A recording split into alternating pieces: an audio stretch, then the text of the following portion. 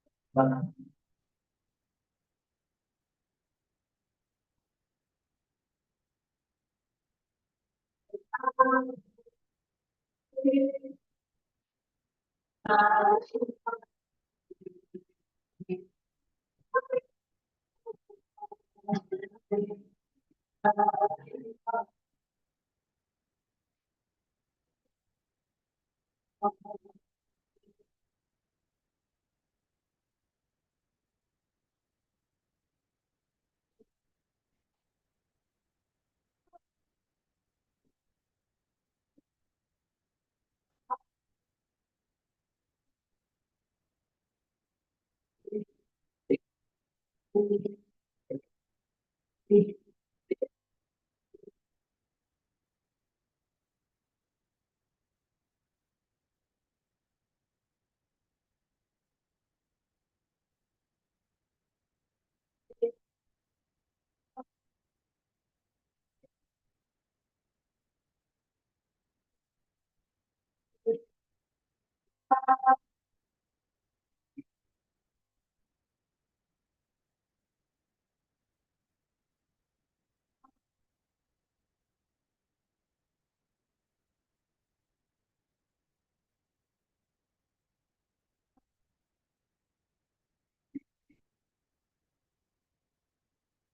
Please be seated.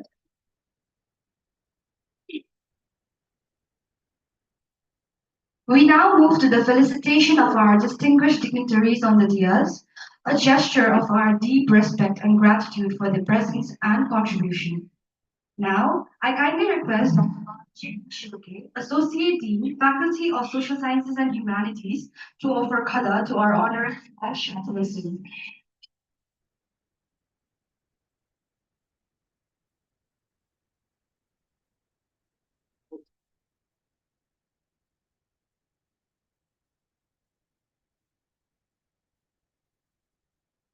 I now request Ms. Manisha Thakuri, Dean Admissions and Assistant Professor, Department of English, to offer khada to President Mello.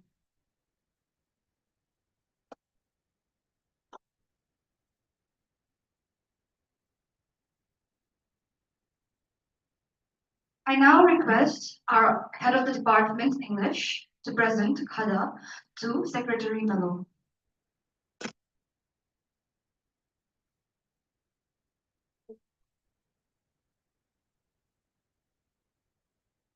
I now request Ms. Sumnima Varajali, Assistant Professor and Co-Convener, to offer khada to the Joint Secretary, Roshan Lal Singh.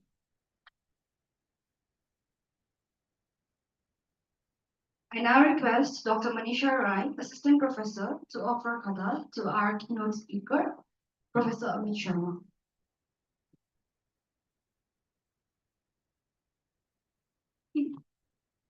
I now request Ms. Sumnima Parajali, Assistant Professor and Co-Convener, to offer khada to our Registrar Service.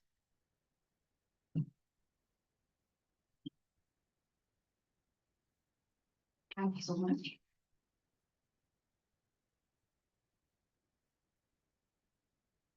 It is now my privilege to invite Dr. Tanushree Sarkar, Head of the Department of English at SRM University, Sikkim, to deliver the welcome address.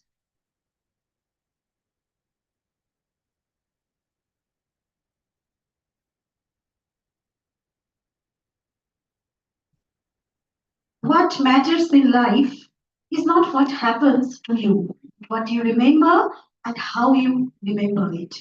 A very good morning to one and all present here as we gather here today at the beginning of the Mini-Melow Conference 2026. Marquez' words resonate deeply with the spirit of our coming together.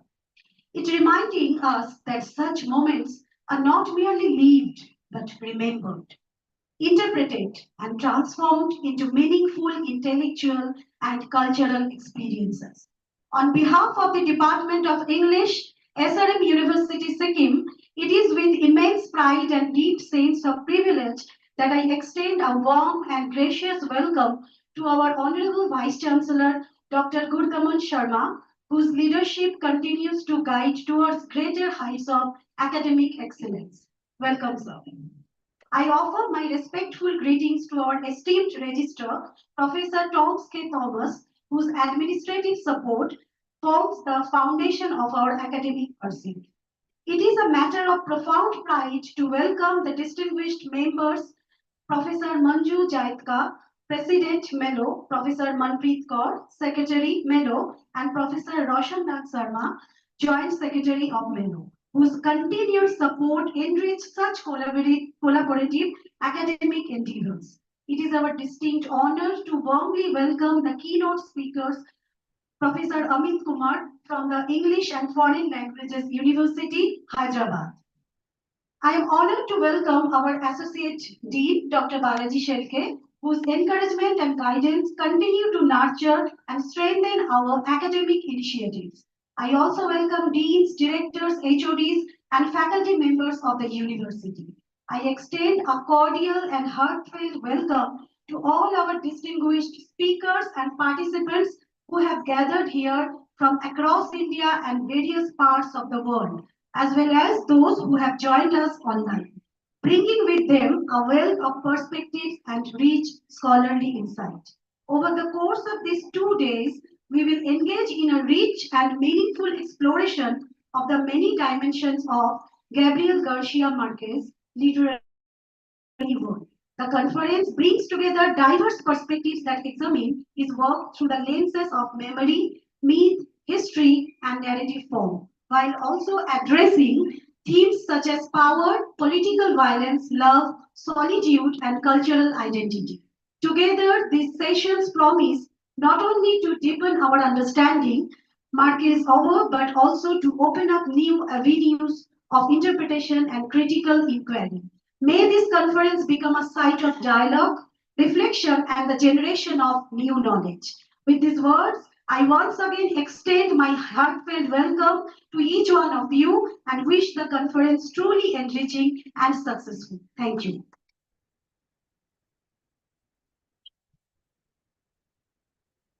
Thank you, ma'am, for this gracious and thoughtful word that set the tone for the day. I now have the distinct honor of inviting Professor Manju Jaitka, President of Mellow, for this special address, whose visionary leadership and unwavering commitment continue to foster meaningful literary dialogues across cultures, bringing scholars and ideas together on a truly global platform. Ma'am?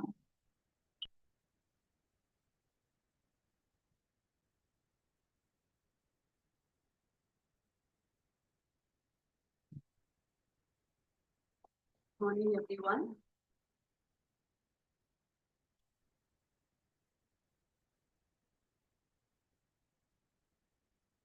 Good morning, everyone. It's a pleasure to stand here today and be with all of you in this landscape, which seems to be a fairyland of sorts. 1 minute, it is all covered with white clouds, and the very next minute, the whole country comes into light. And this is the kind of place where we feel that any moment we find fairies tinkling around, singing, flying, and so on. And of course, the lovely ladies out here and the people, they're so warm and friendly. It's a pleasure indeed to be here today on this beautiful day, on this in these surroundings. I would like to thank the local organizers, Professor Sharma, the Honorable Vice Chancellor, for inviting us for allowing us to hold our Mini-Melow here. What is Mini-Melow? We'll get to know in just a little while from our secretary, just after I finish speaking. But let me tell you something about Mellow, the Society for the Study of the Multi-Ethnic Literatures of the World. We began the India chapter, started in the US, but then we started an India chapter in 1997. And well, among the because it's been a long time, almost 30 years. And people grow old, and there are new generations that come up. So we have been doing a lot of work since then. We we have international linkages. We have our advisory body. We have our representatives from across the world, and we meet from time to time in a major conference. We've had about 27 of them so far, and 28, this is the 28th, and in November we plan the 29. There are major conferences and there are some mini conferences now which have a separate agenda, which you will hear about just now. We bring out a journal. We bring out a journal which is online, which is peer reviewed and is pretty well respected in academia. We also have something to encourage the younger scholars. Younger scholars, we are all young, as long as we continue in activities like this. But young and younger, the younger scholars below 40, we have a special prize for the best paper presented in our annual conference. This is a platform where we bring the young and not so young together so that we can debate, so that we can discuss a lot of things that we are interested in. Literature, we are literature based and we are an academic organization. Let the world be what it is. We have to maintain, we have a certain agenda, and that is promote literature, to inculcate the love of academics, serious reading, and intellectual enterprise amongst our younger generation. We have been doing it for a long time, so it becomes a sort of a growing platform for the young. Tanushree here has been with us for just a few conferences, but I can already see that she will shape up the way Manpreet and Roshan have shaped up. Both of them have been my students. And well, I'm so proud of them. So Mellow is really in good hands. A lot of people will be logging in. Some have logged in online. The sessions will be recorded and they will be for everyone. Today's delegates, the delegates for this particular conference are from different countries. There are about 7 or 8 countries, including US, Canada, South Africa, Turkey, Japan, West Indies. And we are very fortunate. We have a keynoter who's an expert on markets. This is the 100th year of Gabriel Garcia Marquez, and we have a keynoter, Dr. Amit Kumar from F2, who agreed to join us. Right. Now, with that, I'm going to allow Manpreet to tell you more about what Mini-Melows are. These are small gatherings which are focused on a particular. So thank you very much, the local organizers, Honorable Vice Chancellor, and all these young ladies and young men who have been running around, putting everything together. It's a pleasure to be here, and we look forward to a continued association with your department, with your university, and with all you young, bright people. Thank you.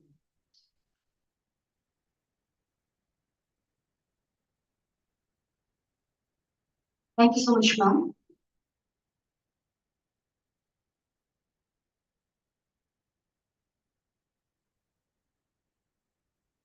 With great pleasure, I would like to invite Professor Manpreet Kaur Kang, Secretary of Mellow, to introduce the Mini-Melow Sikkim initiative and share her valuable insights into this important and promising endeavor.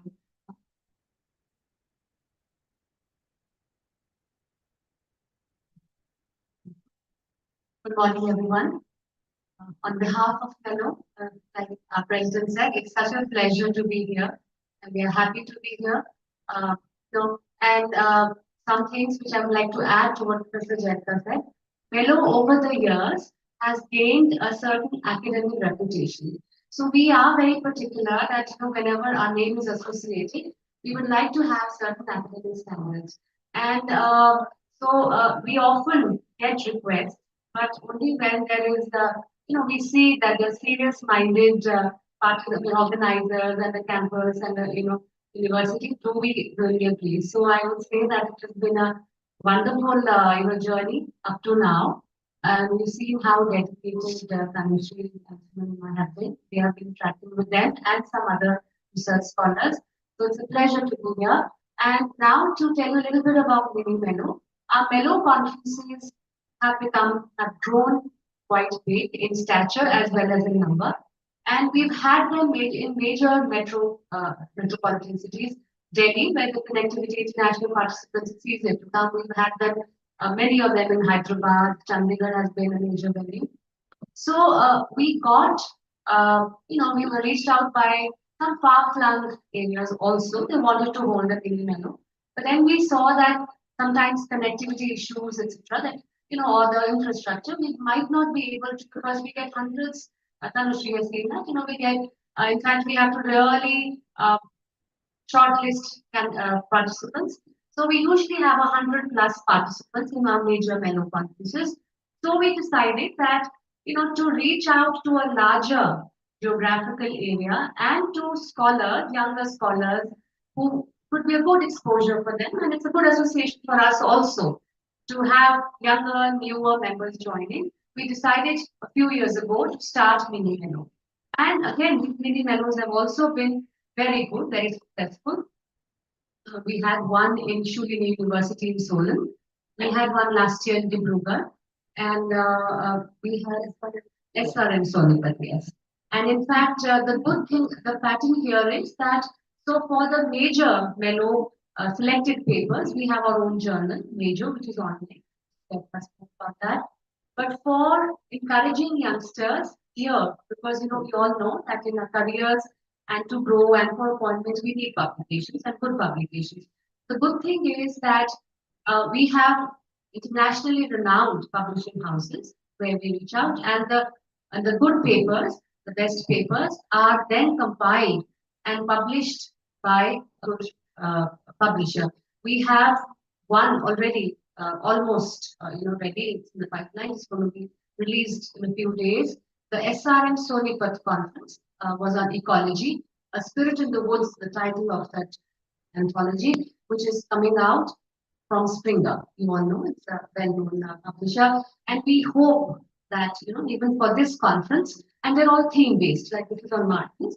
So we'll have an anthology published, from a very good publishing house, probably Springer. And so that is a wonderful step forward for young scholars to have their papers in those anthologies or with these publishers. And of course, when the papers come in, we review, we send them for revision. So, it's an ongoing process, takes about a year or 2 years. But that is how we are functioning. So, like I said, I would love to acknowledge the fact that this has been a good decision. We feel the place, the faculty, everybody, it's really nice. So let's look forward to a wonderful conference, and I'm sure it'll be a great learning both. Thank you so much.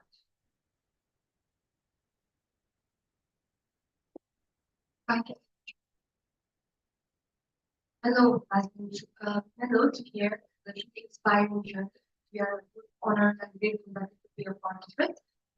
Moving forward, it is now my honor to invite Commander Dr. Pradyuman Sharma, Honorable Vice Chancellor Sir, SRM University Sikkim, for his inaugural address.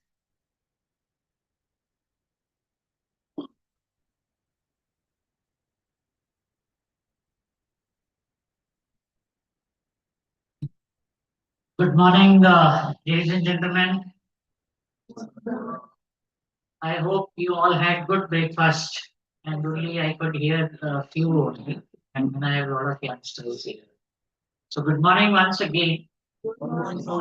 At the outset, I had come our esteemed guests, those who have joined us, in particular, Professor Manju, President Mellow, Professor Manpreet Kaur, Secretary Mellow, Professor Roshanlal Sharma, Joint Secretary of Mellow, Professor Amit Kumar, who is the keynote speaker for today, and all my esteemed colleagues and all the participants who have joined us offline and online, and the young students. Why you're very important is that whatever we do today, the baton is going to be handed over to you, and you will take it forward. And that is the philosophy behind this, that we all academicians would love to initiate you into all those constructive things at a young age. Because when we grow a little more big, we start questioning ourselves only whether it is right or not. But once start understanding things at a tender age, um, you really start realizing that what is the significance of this. That's how I think in older time, people used to be getting married at younger age. That was a thing.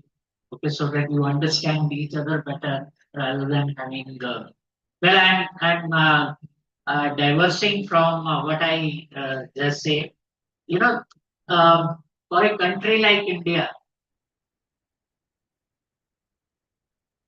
the importance of mellow is unparalleled.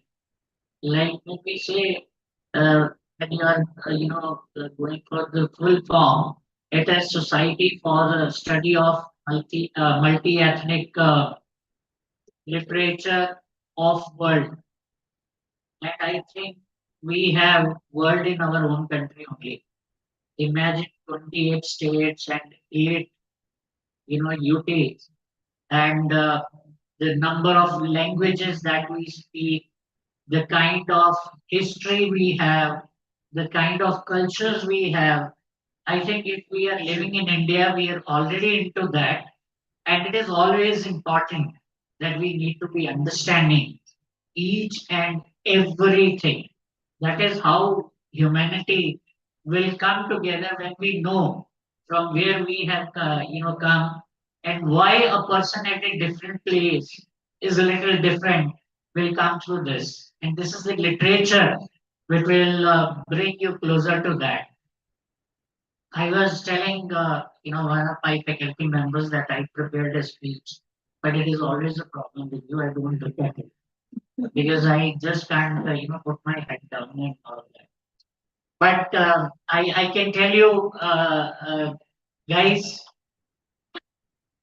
the position where we are standing today. When I am saying where we are standing, I am talking about our great nation, that is Bharat. We should get back to our name, Bharat. That is what is our main thing, and where it has been brought today, thanks to, I would say, our gain, multi uh, facets of thinking, people down south, north, east, west, all of them are thinking differently. All of them are speaking different language and they have their culture. But our strength is again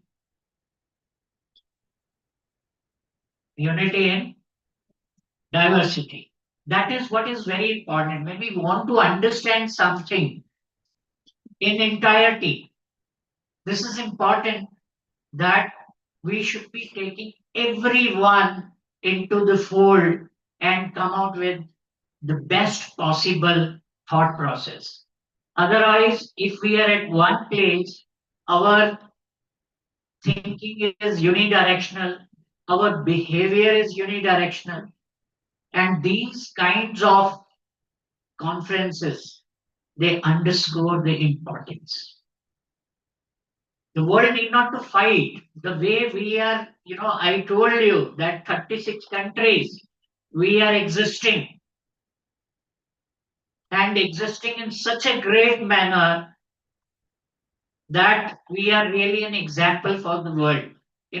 Sometimes people may say that tolerance, intolerance, and whatever, whatever. But I can tell you there is no one better than Bharatiya Sanskriti, which has taught us that patience and that our age old slogan, Vasudev Kutumbakam. The whole world is one family. And I think this is what we have learned. And these conferences further bring us closer and we start understanding each other. And I would like to congratulate the organizers, our English department. They have taken this step forward. And I am sure in the days to come, ma'am, you have seen this. They say Kerala, God's own world. This world is very close to God.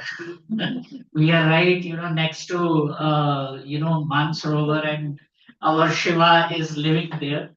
So I think next time you should think of even having your, international, not mini, I'm saying full conference here, and be rest assured that we shall take care and we will make that, a great success.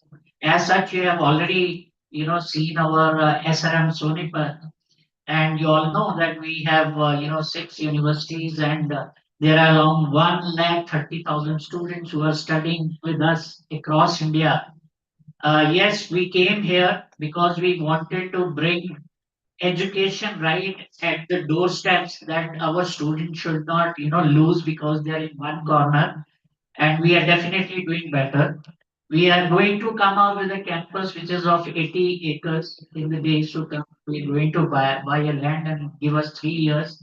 You will see a different campus altogether, and it will be our privilege to, host you all here, host the world out here, and let them see what is Sikkim all about. You have already seen that it is unparalleled.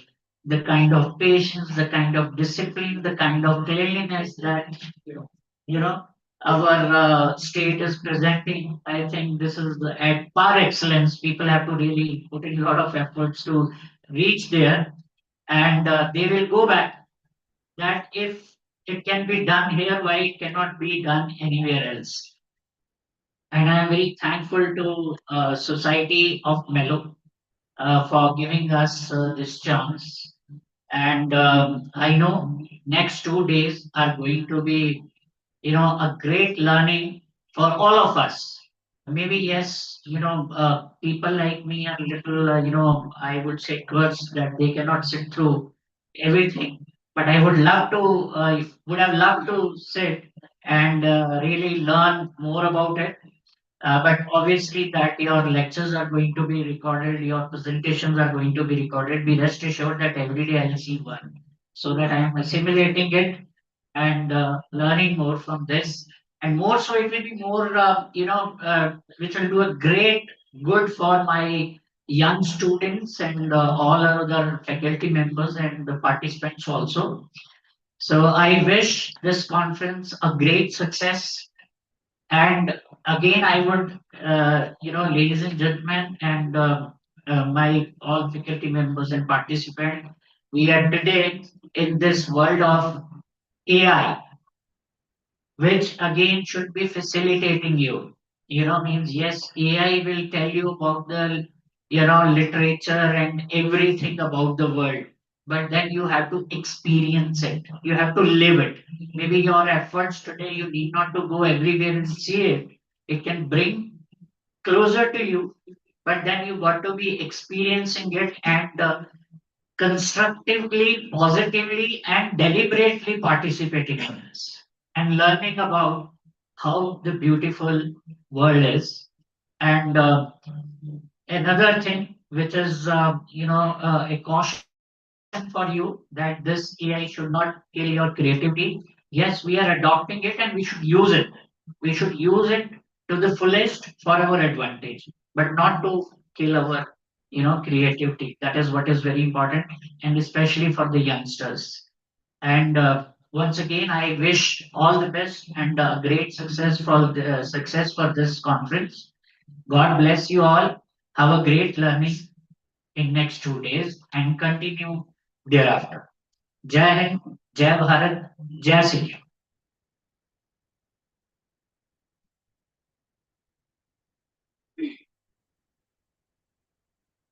Thank you so much, sir. We now move into the keynote session, often regarded as the intellectual heartbeat of any conference, where ideas find depth, perspectives gain clarity, and scholarship takes on a resonant voice. For the keynote address, we have with us Professor Amit Kumar and Professor Anil Prasad and Professor Konul Bake will be joining us online. To formally introduce Professor Amit Kumar, I'd like to call upon Professor Manju Jaikar.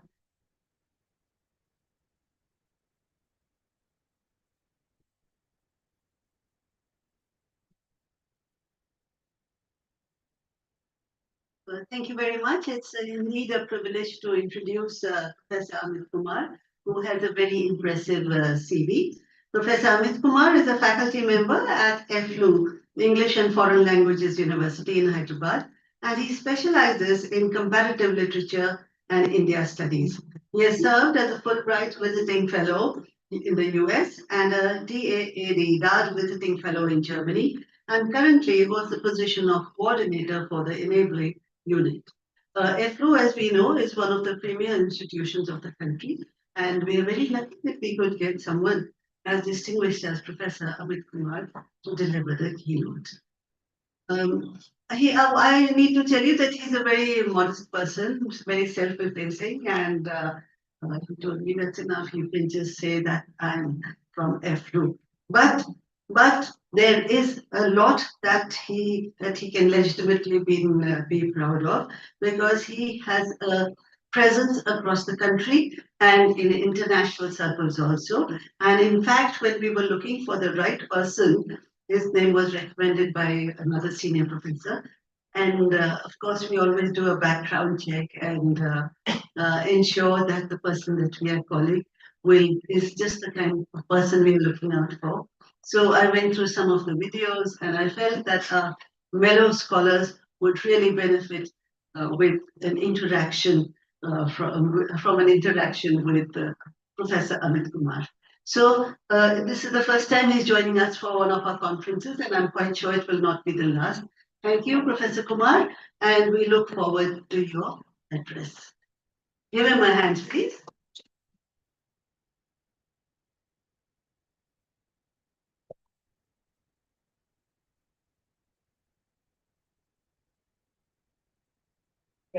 Yeah, we can check.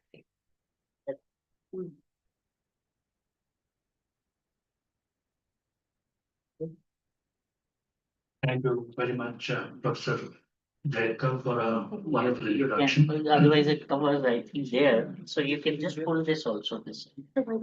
I will be with my. Thank you very much. Dignitaries of the dais, Professor Manpreet, Ocean Sir, Vice Chancellor Professor Sharma Sir, and other excellent academicians. It is indeed a pleasure for me to talk about Marquez, because Marquez has been one of my favorite writers. I've been reading Marquez for quite a lot of time now, and I have been quite impressed by the way he has been talking about a lot of things which other writers caught up later. So today, instead of looking into the traditional ways of looking at Marquez, like magic realism and things like that, and understanding the generations and things like that, I thought it would be worthwhile to probably look into an approach called blue humanities, which is an area which is emerging these days in the academics in a wonderful way. Try to use the perspectives of blue humanities and try to see how Marquez comes up with regard to water words. Now, what is blue humanities? Blue humanities is basically put in very simple terms. It tries to look into water bodies and the major role that water bodies play in terms of literature and cultures. It is waters have always been seen as something very, very, just a medium Yeah, you travel through water and then you conquer continents, you expand things like that. So water has not been seen as a material source. Water has not been seen as a kind of a cultural agent. Water has not been seen as a capital venture. The humanities tries to look into this particular idea in a very serious way. And when you read Marquez, my dear friends, we are kind of highly interested by the way in which he's talking about water. In many places, he talks about water, be it in the form of rain, in the form of oceans, seas, rivers, love in the time of cholera. So various places he makes references to water, and it plays a very crucial role in his writings. My approach would be just to look into the water factor and you adopt perspectives from the humanities and see how what Marcus has got to offer. So that is the central idea. The title of my presentation. Yeah. The title of my presentation is Blue Markets. I'm trying to play with the word blue here and trying to see how blue humanities will be there in one case. And exploring aquatic imagination and waterscapes in the writings of the Latin American author. So I'm using fiction as well as non-fictional works. Some of them are non-fictional works. So trying to look at this aquatic imagination. So most of the times we are concerned about the land imagination.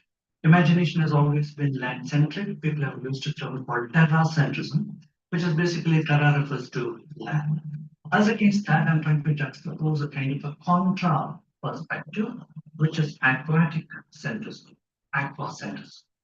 That will be the central idea in the presentation.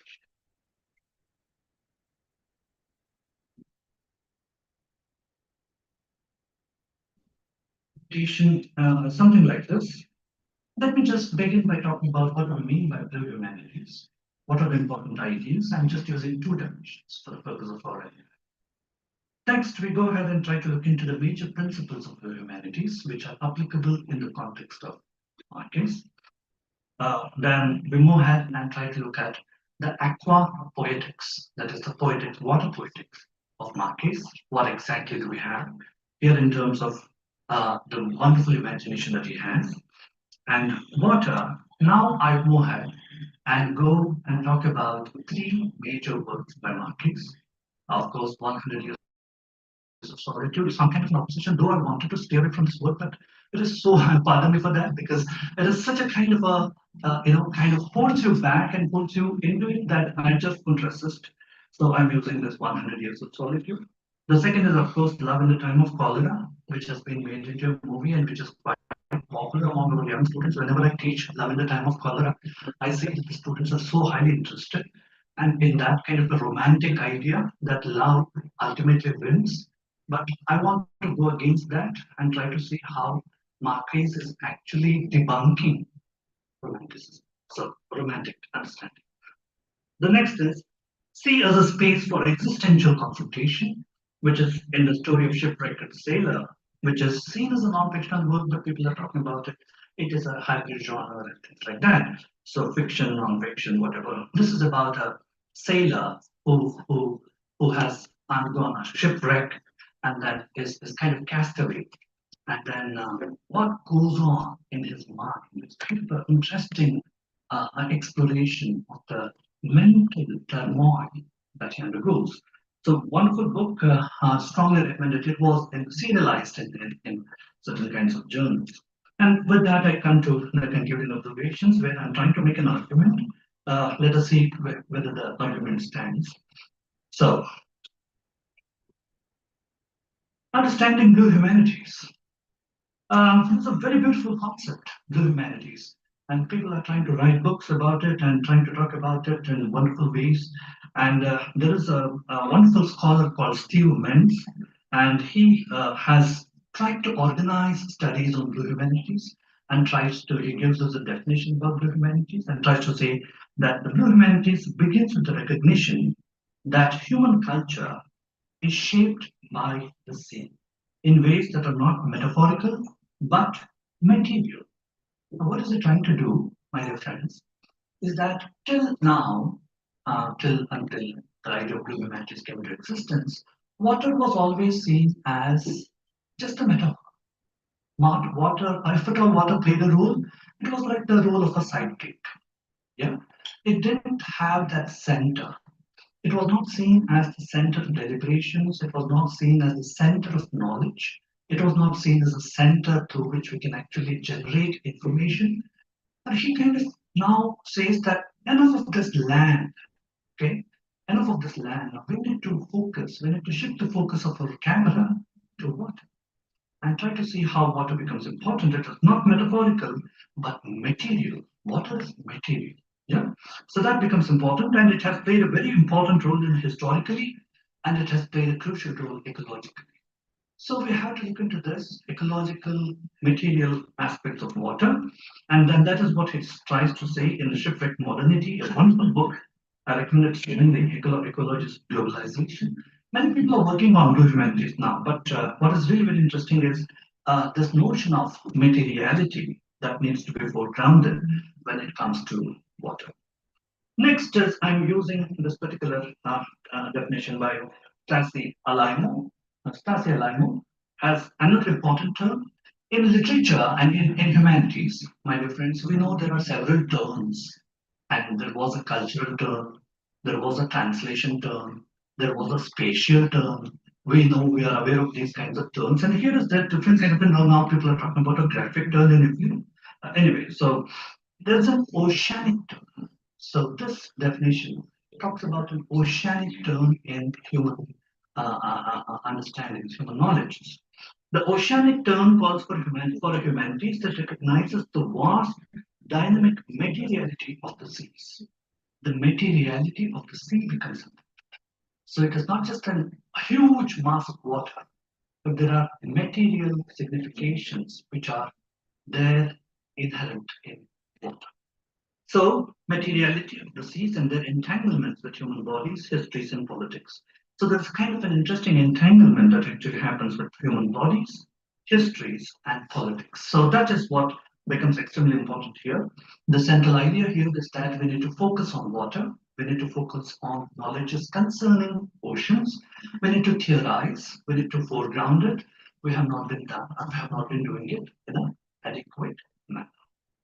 So these are the two definitions that we have. And with that, let me just go ahead and look into the next one, which is, yeah, the major principles of blue humanities. What happens here in blue humanities is what bodies as material force, not merely metaphorical adornments, that shaped history, human culture, and ecology. I'm using Steve Mans, I've been talking about it.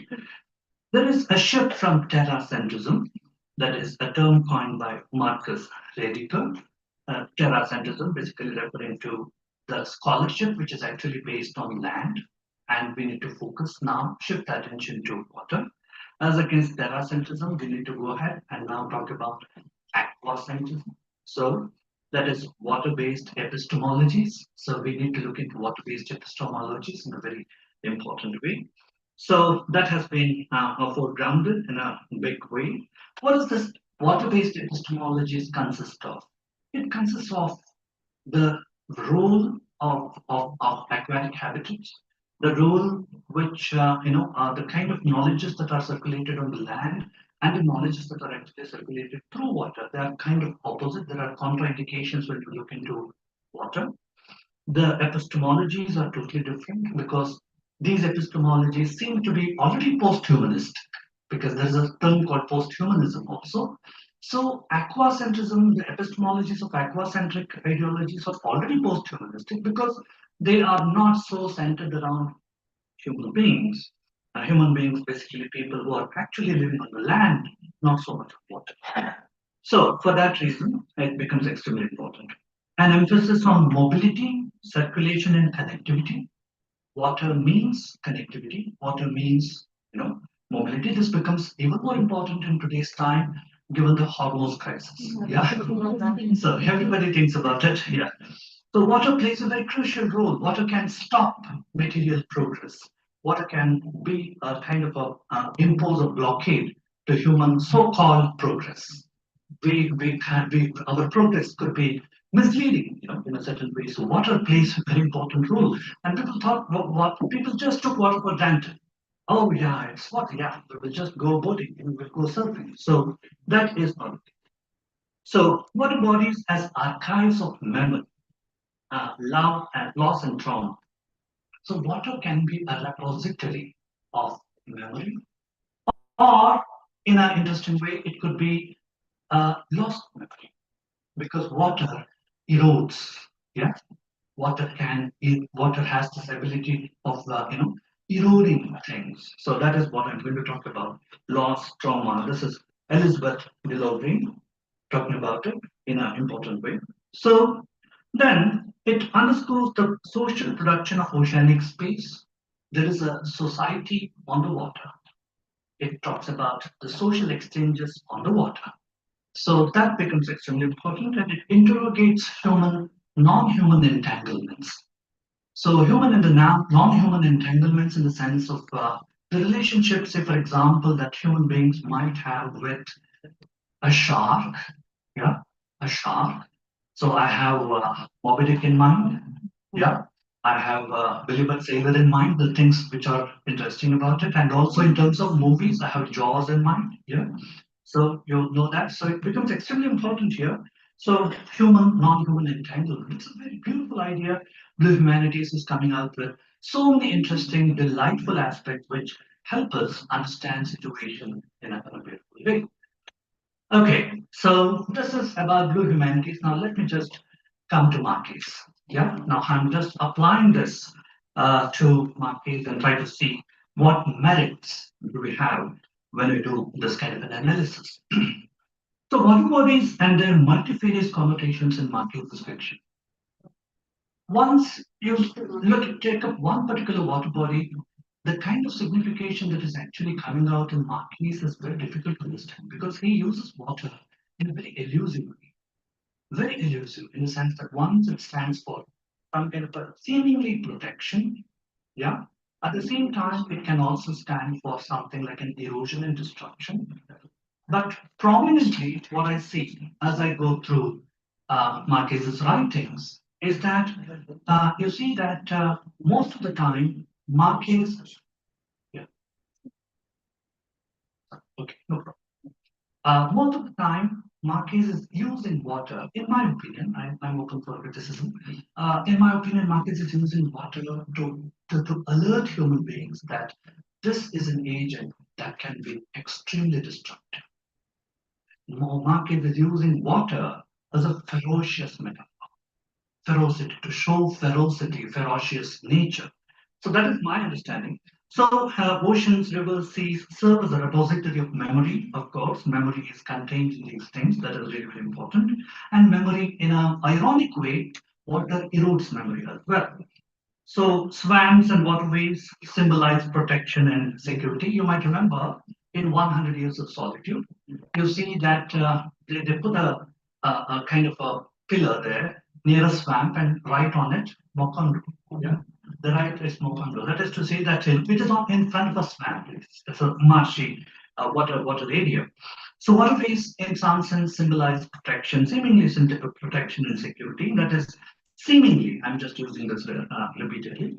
Then you have rains. There's a reference to a long, prolonged rain in 100 Years of Solitude. So rain goes on for 4 long years, 11 months, 2 days, or something like that. So we'll come to that. Marshes, water bodies connote solitude. Yeah.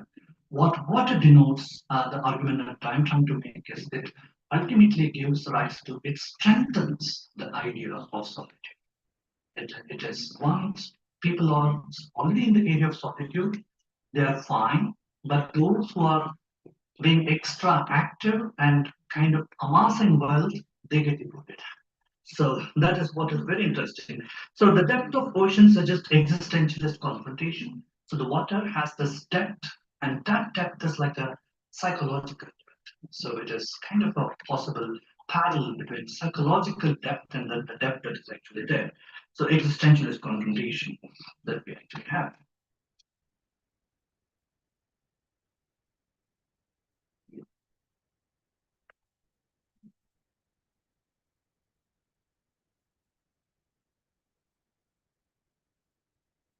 Yeah. So what is the erosion of memory in 100 Years of Solitude? In 100 years of solitude, you see, my dear friends, there's a repeated reference to rain, rain happening. Now, there's a reference here. The novel talks about a prolonged rain that destroyed Mokondo. So we know that. And look at the first sentence, my dear friends. It rained for 4 years, 11 months, and 2 days. What is really interesting about Marquez, some of us know that Marquez has a special, attachment towards numbers. And 17 and 18 play a very important role. And if we add up this 4, 11, and 2, I think it is 17. 17 out of 17 Arelianos who have been destroyed, and only one survives, and things like that. So, whenever it adds up to 17, there is a destruction in my case. Whenever there is something that comes up to 17. Anyway, so that seems to be, I don't know why there is a kind of a, this has no scientific explanation, but this is just kind of an understanding. So he trained for 4 years, 11 months, and 2 weeks. Now, what happened after the rain? There were periods of drizzle, and during that, everyone put on his full dress, and the coalescent looked to celebrate the clearing. But people soon grew accustomed to interpret the pauses as a sign of redoubled rain. It is a redoubled rain. And then the sky crumbled into a set of destructive storms. This is typical of Marquez. The sky crumbled into, typical, into a set of destructive storms.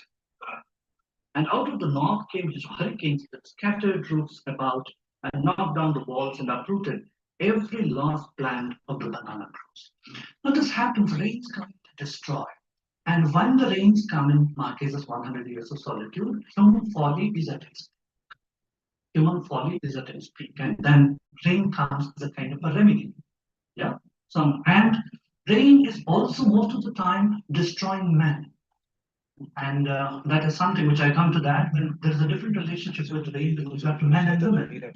So that is one thing that we have, and we go ahead and see how rain is portrayed here. The next one here. Mokondo was in ruins. I think it takes a little bit of time. Oh, my.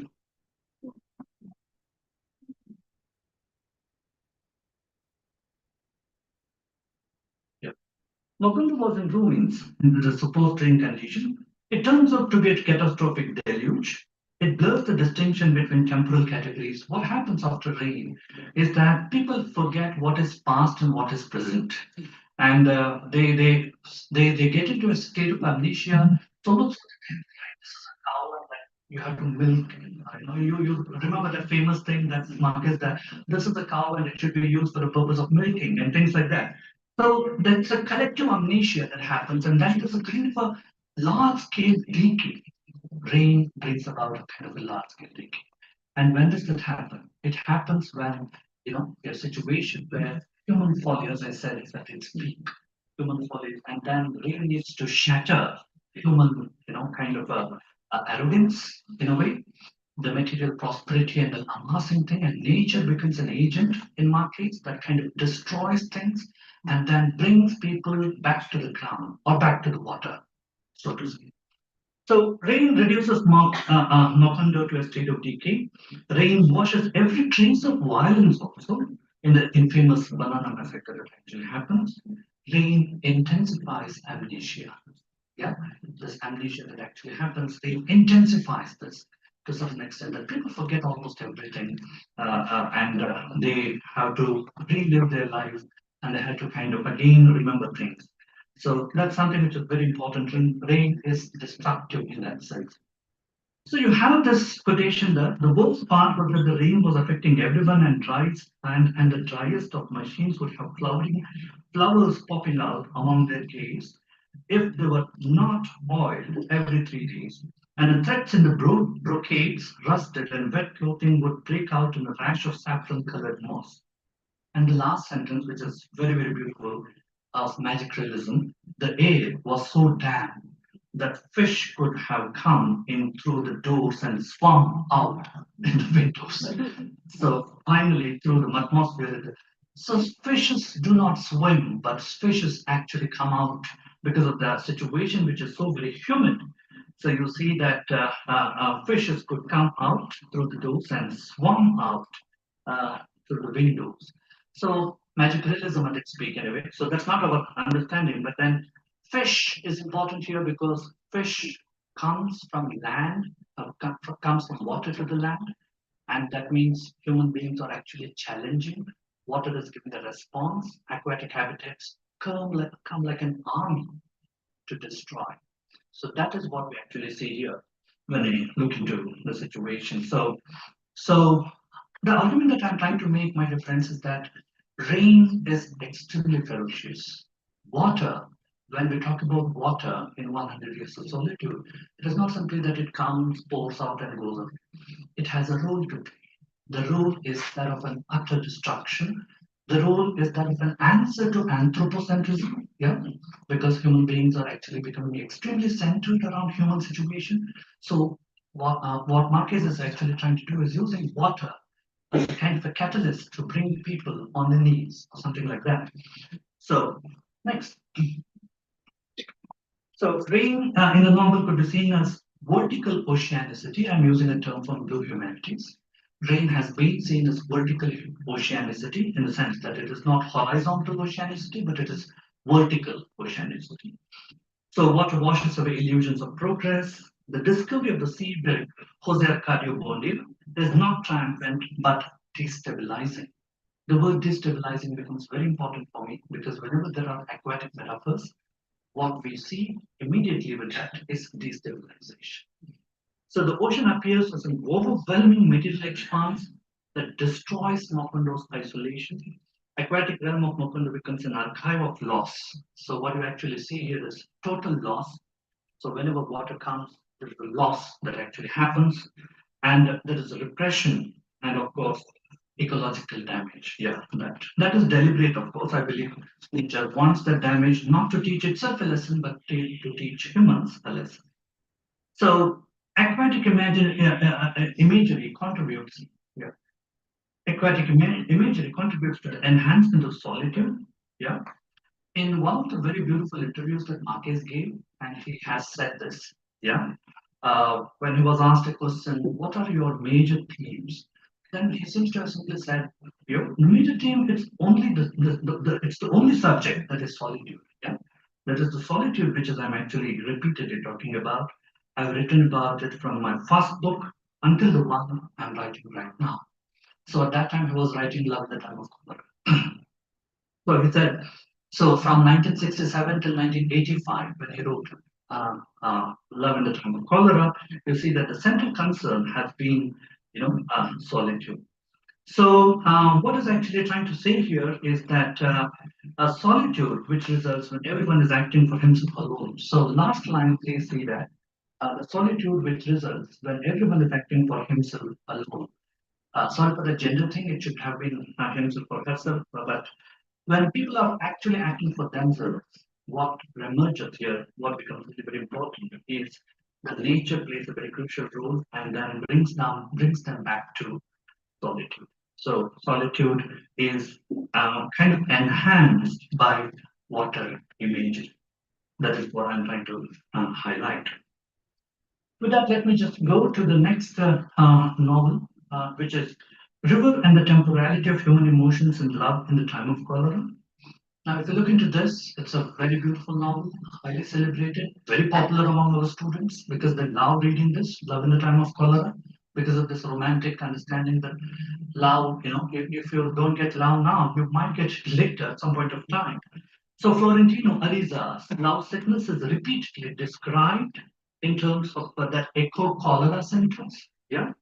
So cholera has this water symptoms. It is a waterborne disease of sorts. So people don't read this if in the situation. It's a waterborne disease, and there water comes and plays a very important role. Blue humanities has probably some role there. So it is vomiting, fever, delirium, etc. The symptoms of love were the same as those of cholera. So symptoms of love are the same as those of cholera. So yeah, students love this, yeah, because I think they must have undergone these things. So the most compelling dimension of water's ferocity lies in its association with cholera. There's this beautiful Magdalene River, yeah, and the Magdalena River, it figures in this particular text. And you see, as the novel progresses, towards the end of the novel, certain sections of the novel become very important. What happens in the last sections is that you see that the river banks are deforested and they are extremely dry and water has eroded away. And then what was actually water has now turned into land. So the forest has been totally destroyed. So that's a quotation from the text that we have. Yeah. So from the last part of the novel, I'm using a quotation to make a point here. So that is, uh, you remember there's Florentino Ariza and Fermina Daza, they are into this particular boat and then they're sailing on the boat. And then you see that there's a captain who is actually taking them across. And the captain talks to Florentino Ariza and he says, okay, it's all the river we have left. It's all the river we have left. So what does that mean? Said the captain, Florentino Ariza, in fact, was surprised by the changes and would be even more surprised the following day when navigation became more difficult and he realized that the Magdalena, father of waters, one of the great rivers of the world, was only an illusion of memory. Captain Samaritino explained to them how 50 years of uncontrolled deforestation had destroyed the river. The boilers of the river boats had consumed the thick forest of colossal trees that had oppressed Florentino on his first voyage.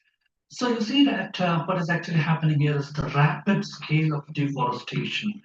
And when they unite, when the two unite, Florentino Ariza and Fermina Daza, they're actually united in water, and there's a kind of a color flag that is being played. That is, you see that the flag are being hoisted on the ship. And what is very, very interesting is water confines love.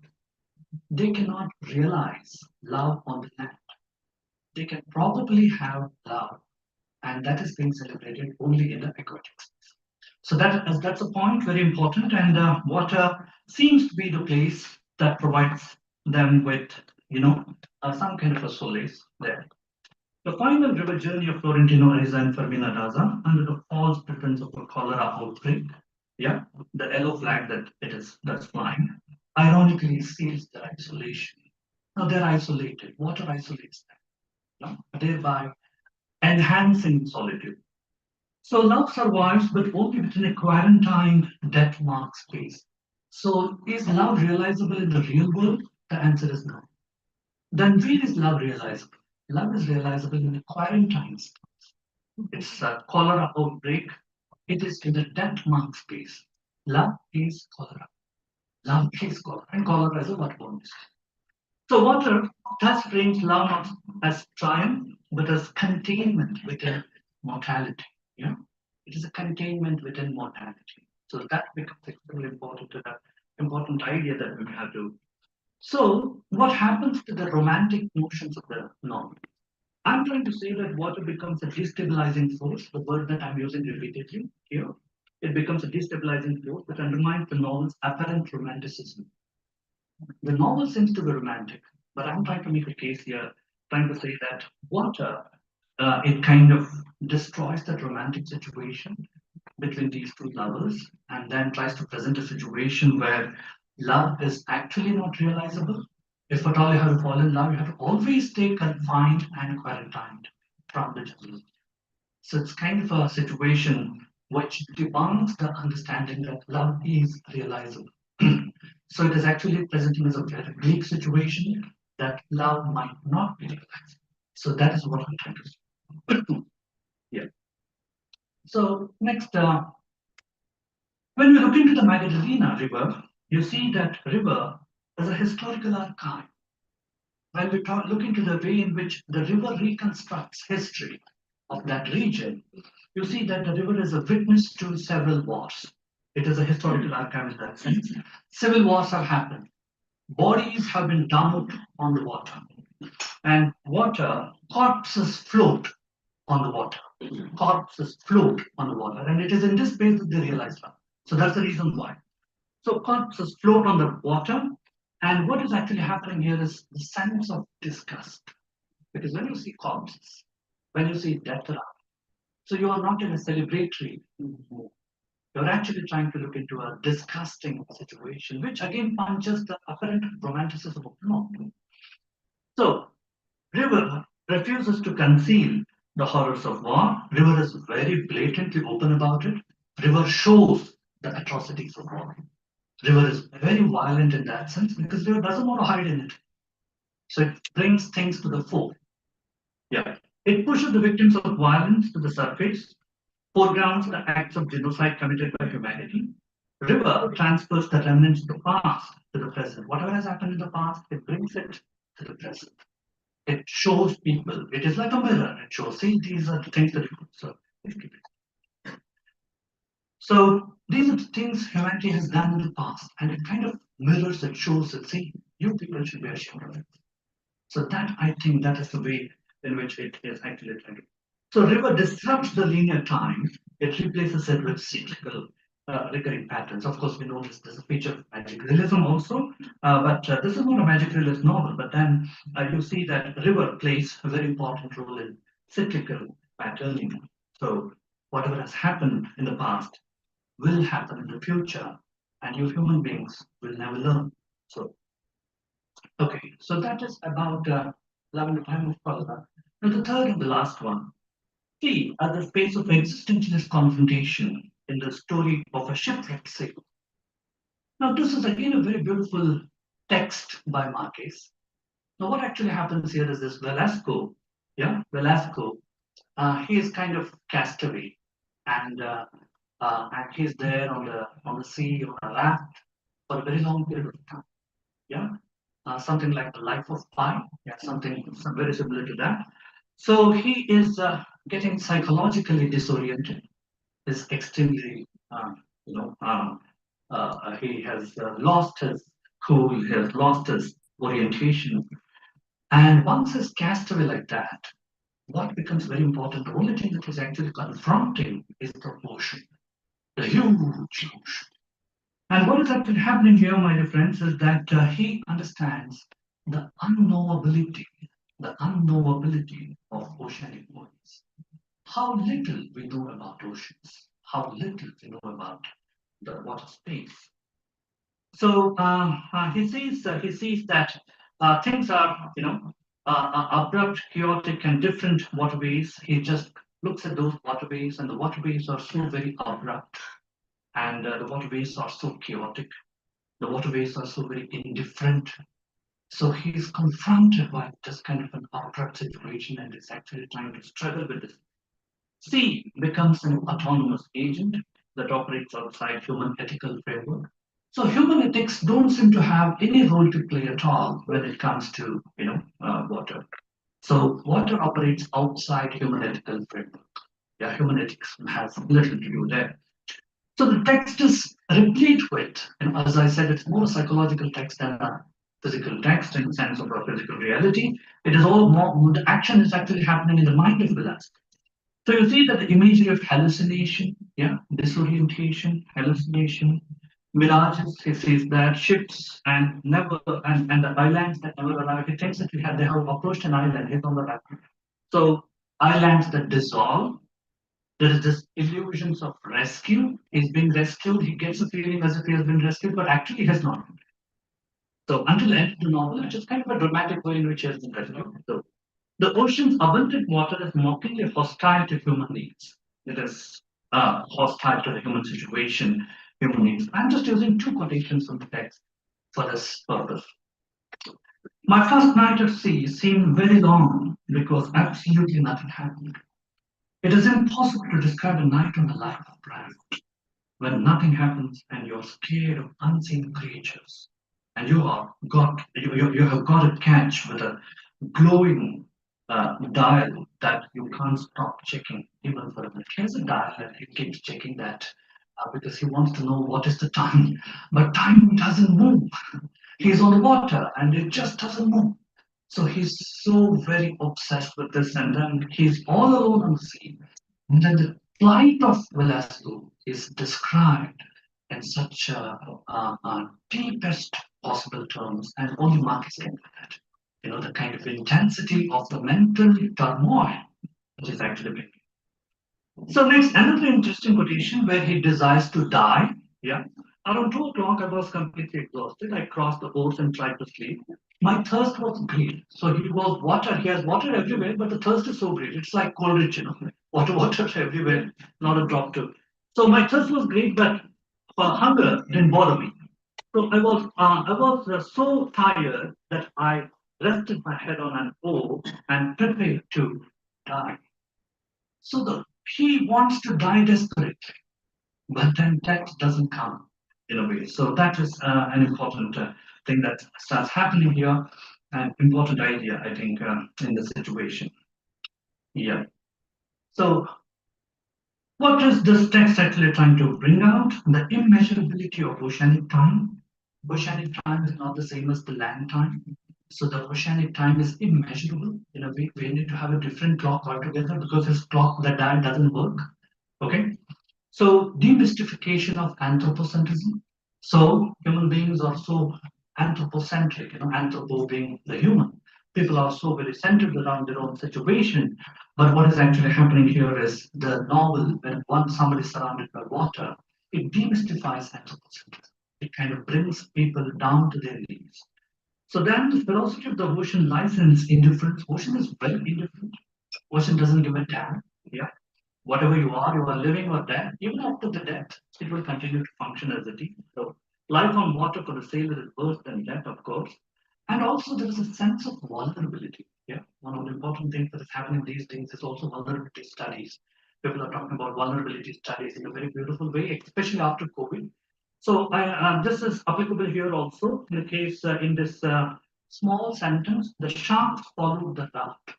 Very poetic, very beautiful. But then you see how there is the sword of Damocles, which is actually hanging on his head all the time.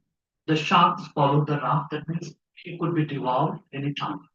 So that sense of vulnerability. The beauty of the sea and the peril associated with it are deeply interconnected. The beauty of the sea, it's a ferocious beauty, like Blake describing the tiger. So it is the ferocious beauty of the ocean. So the text deconstructs romanticized versions of the sea. We have very different romantic versions of the sea, which the text seems to be deconstructing. Okay, these are the things that I had, but then I wanted to also highlight in my presentation about the the kind of distance that seems to be there between the way in which Marquez is portraying men vis-a-vis ocean nature and women vis-a-vis ocean nature. So in an interview, Marcus says that he has talked about a lot of things. Then the write-up that actually comes, and he says, "My women are masculine." Of course, this has been criticized for various reasons. But what he meant there was that his women are so very, you know, ferocious and very, very brave and things like that. Maybe for that reason, he said he used the word masculine, and he was criticized for a very long time for using such a word. But then look at that. Before that, you see that in Garcia Marquez, men are flighty creatures. Men are kind of flighty creatures, governed by women, fanciful dreamers, given to impossible delusions. You see Aureliano, you see Jose Carlos Bondia, they're dreamers. They're dreamers. So you see that, and moments of haughty grandeur, but basically weak and unstable. Men are basically weak and unstable. But what happens when it comes to women? Women, on the other hand, are solid, sensible, unwavering, and down to earth. Paragons of order and stability. They seem to be more at home in the world, yeah, more deeply rooted in their nature. Nature would probably use aquatic what thing, closer to the center of gravity, yeah. Therefore, better supported to face up to circumstances. So there is a kind of a criticism. Now, the criticism is basically associated with men.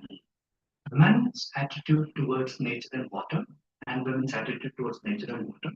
Women seem to be, you know, Ursula and Amaranta, the characters. They're so very nice when it comes to water. They respect the natural order.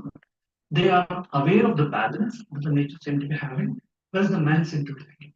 So that kind of a distance is something which is very much there, and because the respect, the families kind of continue for a long period of time, However, if had these family didn't have these women, probably the situation would have been much more disastrous. So, so that is one thing, and then let me just come to the last. Okay, the concluding observations. What I see in markets is redness. There is some kind of a redness, that is anger, in the blue markets.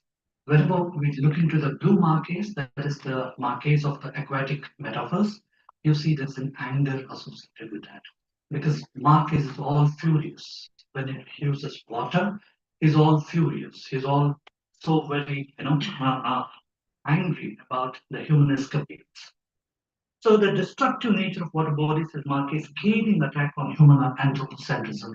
So the destructive, destabilizing nature, destabilizing water bodies, which I kept talking about in my presentation, is Marquez's attack on human anthropocentrism. Human beings are being so very centric around their own needs.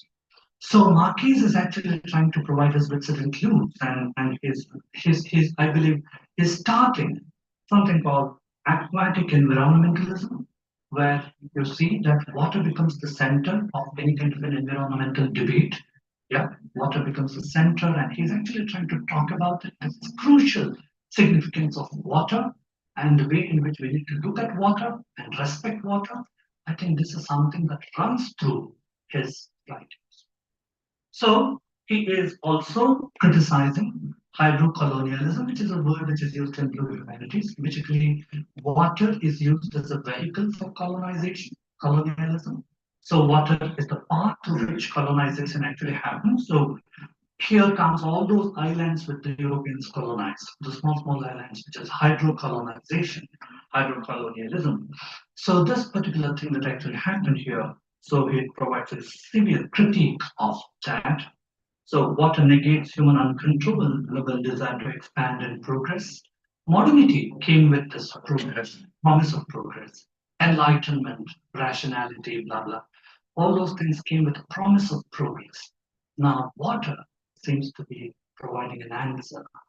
You don't get into this debate about progress. Get back to your roots. Some kind of an understanding seems to be there. An answer to modernity's expansive intentions seems to be there in water. The blue space restricts modernist emphasis on progress and colonization. I talked about it. And the blue space foregrounds solitude. So with that, I conclude. Thank you very much. Thank you.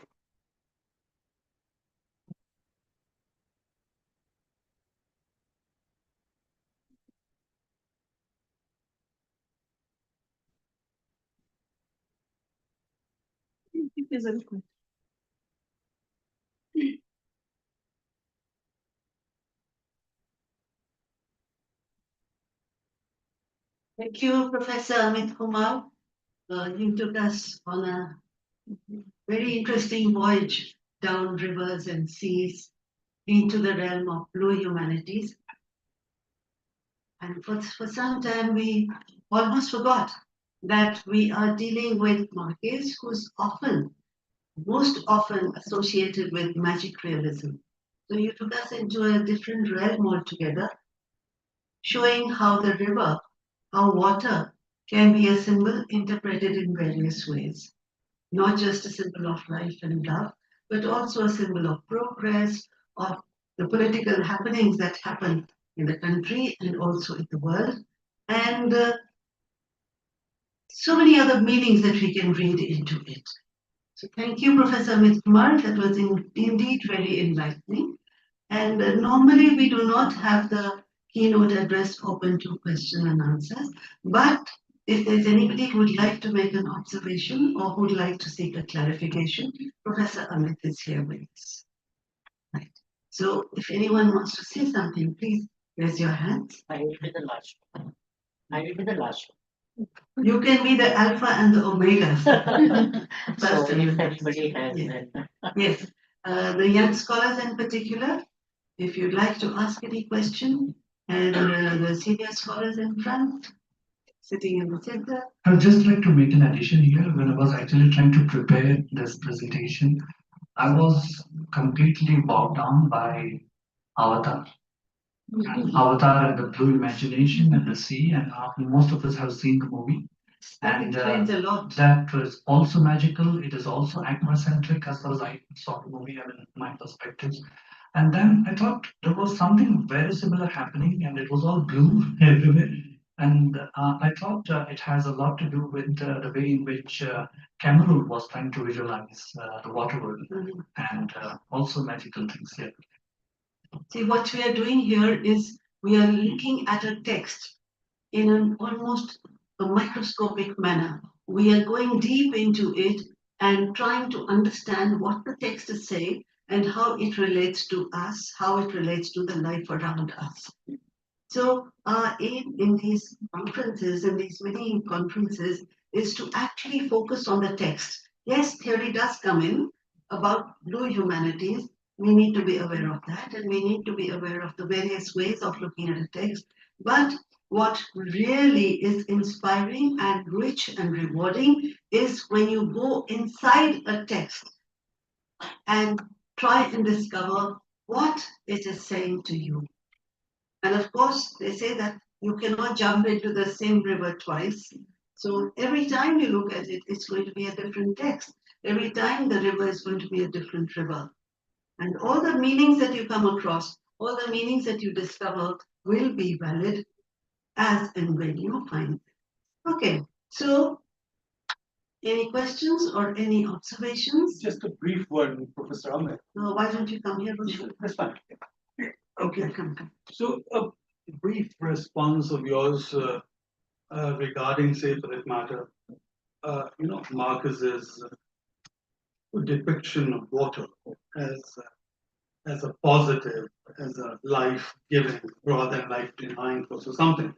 If you have certain kind of references in your mind, of course, they stand completely obliterated because your focus has been absolutely on the ferocious aspect of water, and that's basically, of course, Marcus's wrath, and we understand what kind of wrath. The way uh, uh, posed it against anthropocentrism, something absolutely enlightening. But is there anything, is anywhere like all these three texts where rather than water emerging as life denying force, okay, has something positive to report? Thank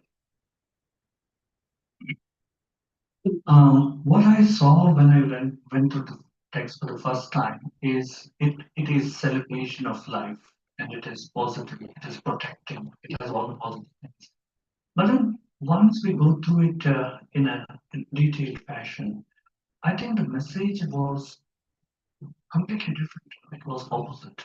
And then I thought it is not positive. It's actually using water for the purpose of warning humanity in a way. And he is using water as a kind of a contraindicator towards life and progress and whatever, expansion, morality, rationality, enlightenment. Is actually trying to develop epistemology of water from global south. I didn't talk about it maybe. So from the global south situation, if we were to look into it also, some of the other Latin American writers, Borges I have in mind, and Benocri in Poliso Inca. So they have a kind of a different way of looking at water, as water is not something which the European scholars are trying to say. It is a medium of travel, adventure. But it is a kind of a different thing altogether, so much so that water is worshipped. And of course, in the Indian situation, it is Varna. Yeah. So there's a kind of a different feeling that I get when we look into the epistemologies of the global south when it comes to humanity. In fact, there is an argument also trying to say, sorry, I'm kind of deviating. So there's an argument saying that how blue is the blue humanities?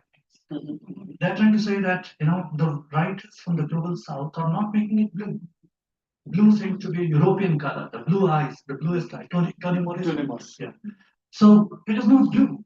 It has to be something different. Is it black humanities?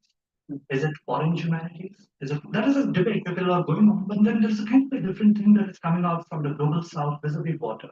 So the global north understands water, has understood water till recently, as a kind of a medium of, a transfer of power, expansion, water route, water routes. But then the people who have not gone into that expansion, they have a different way of looking at water. For them, it is horrific. It is something which kind of sends jitters down the spine. So it is ferocious. It is destructive. It can be the center of an epistemology. It can create an epistemology of its own. So that's my take, sir. Yeah, absolutely. I think I have to develop this argument here. I need to work on this, but I'm getting some clues here, and I think there is a string of connections that one can do, and then probably develop an argument here, saying that the blue humanities of the global south are blue in quotes, of course. That's why I put the blue in single quote. Um, so And, it's and, different. and your take is so timely. I mean, it's Macondo everywhere. Yes. And I come from Himachal. Yeah, okay. It's turned into, Macondo of a different sort. Wherever we are, I mean, it's so universally applicable. Yes. The ferocity of water and the way it's manifesting itself. Yeah. It's powerful. Thank you. Thank you. Professor Sharma. So, the ferocity of water. Guys, I have been a naval officer for 26 and a half years. And I was an engineer. The ferocity of that water I have seen at sea, tsunami of 2024, 2004. And even the floods, what we had here in, 2023. I served in Navy for 26 and a half years. I was an engineer, but I have never, seen at this. We have been always talking about blue water Navy and all that, but I have never seen, from this angle, right? That's what I'm learning something new, which again I am telling you. Otherwise, we get, in a silo of our own world wherever we are working, and there is always a second meaning to it. And the next ferocity of this water is going to be today. Maybe Hormuz is, closed down. It is not letting the fuel to go out and all that. The next world war may be on water. So that will be another ferocity of this. I think the people who are into literature, they will be, maybe, describe it better than what I can. I do not have that kind of expertise. But it was a wonderful, wonderful correlation, and thank you to you. And I think why it has happened here is because you were to come, and I was to understand, see from a different angle. Thank you very much. Wonderful, wonderful. I would say explanation. Thank you very much.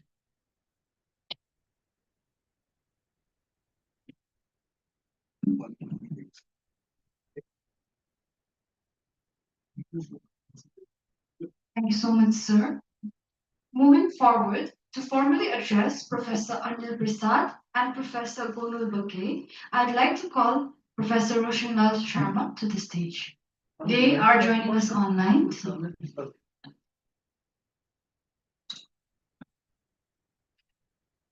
Thank you. Thank you very much. Thank you, Professor Amit.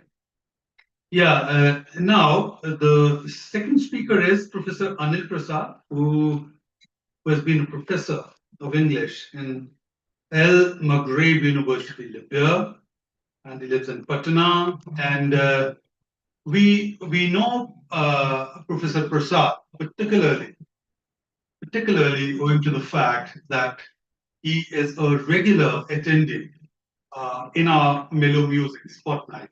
Mellow Musings. So he's there and he makes very insightful observations, and it's always a delight to listen to him. He's a man of insights and a man of very profound scholarship. So I'm sure it's going to be yet another treat to listen to Professor Anil Prasad. Professor Prasad, may I request you? I may have missed out on your achievements. However, you could talk about yourself before you. Okay, all right. Maybe Professor Prasad is not there. We have Professor Gonal Bouquet. Hi, Gonal. How are you doing today?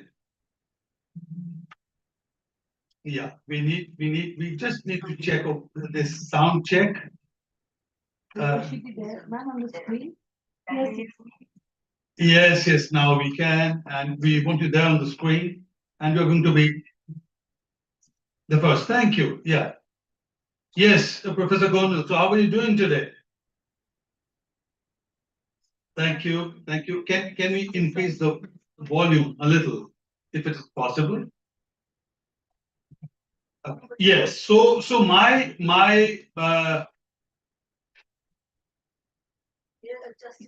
yeah, just give us a few seconds. It'll be set right, Professor Gonal.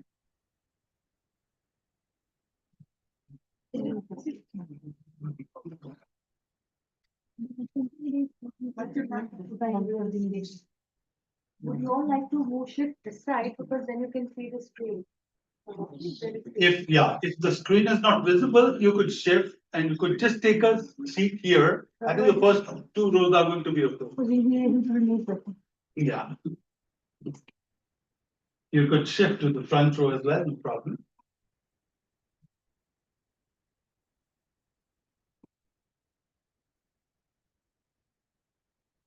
Or could we keep, the mic there? Yeah, so that serve our purpose. We can lend a serious here. Because time is like. Yeah, time is very crucial.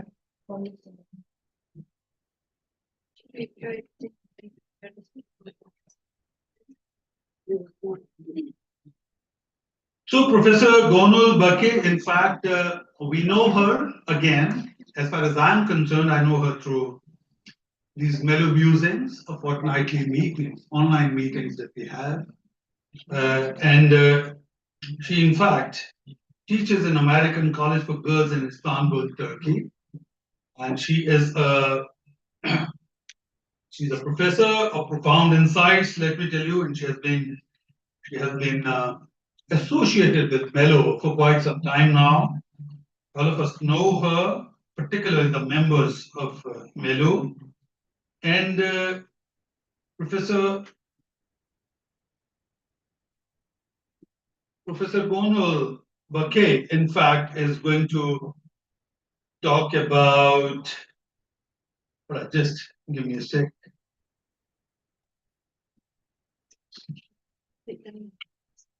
Okay, but we have her. We have her abstract. Yeah. Yeah, you struggled with the technology, and let's just talk about the abstract that she shared with us. Yeah, so Gonal Bake, in fact, is going to talk about narrating passion, romantic love, and selfhood in Gabriel Garcia Marquez's Love in the Time of Color. We by now know, of course, what Love in the Time of Color is all about from a very different perspective that Professor Amit, in fact, presented before us. But Gonal, in fact, Professor Gonal Bake is going to talk about romantic love and selfhood. Let's wait for a while more before she makes her formal presentation. Thank you. Thank you.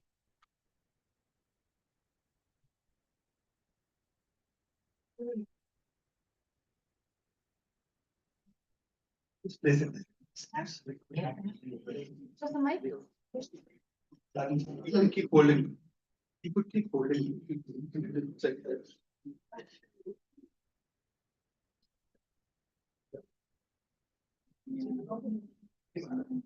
Can we tell us to stop?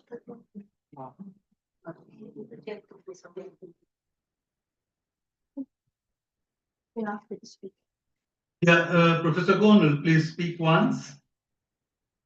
Yes. Yeah. Yes, we can hear you. You can start. You can start now. Thank you. With that, I just start. Okay. Thank you very much. It's a great pleasure for me to attend these fellow programs, larger and the long-term friends. That are maybe more than 30 years ago. And it's always a great pleasure for me to attend. Today I am speaking on narrating passion, romantic love, and selfhood in Gabriel Garcia Marquez, Love in the Time of Color. This paper examines Gabriel Garcia Marquez's exploration of romantic love as a cultural spirit rather than a purified emotion, inspired the celebrated novel, now Dark of Cholera, 1985. While the novel narrates for the last Arista's 50-year devotion to Dasa, this simultaneously destabilizes the ideal of transcendent depression by situating love with an aging body, social concept, and historical time. Drawing on the famous sociologist Anthony Giddens, the transformation of internet in 1992, which conceptualizes romantic love as a historical construction narrative tied to modern samples. This paper argues that life is love as the foundation, despite the progressive competition, that might future illusion and salvation. Only the society is dominated by patriarchal expectations and bourgeois respectability. The novel is backed as a social institution that provides social legitimacy in districts women autonomy. Organized life with a language and a relative autonomy inevitable reveals the tension between romantic desire and social studies. On the other hand, Tarantino is for long waited first about the identity and opposition, suggesting that emotion may function as a mode of identity preservation within an emotional reciprocity. Ultimately, the novel brings love not as a transcendence, but as a narrative structure for which individuals contact coherence and meaning across time. The word Garcia Marquez depicts in Love in the Time of Cholera is a landscape, rendered by the three part that takes cholera, the civil war, and environmental destruction. It occurred in during the 19th and early 20th century. The setting is defined by a pervasive atmosphere of fear, corruption, and greed.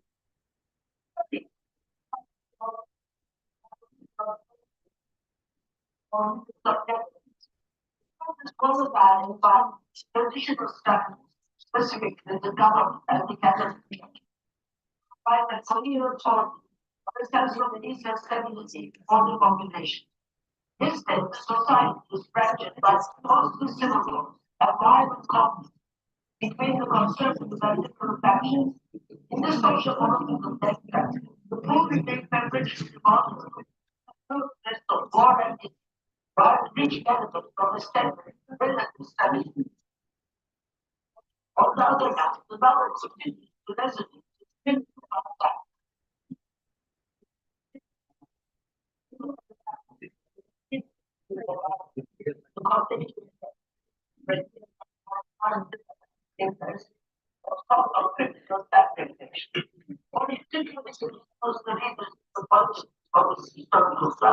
the innocent lives of the characters you take out of. It is important to note that despite the legitimize the metaphor of Zola appeared as the background of a fantastic society.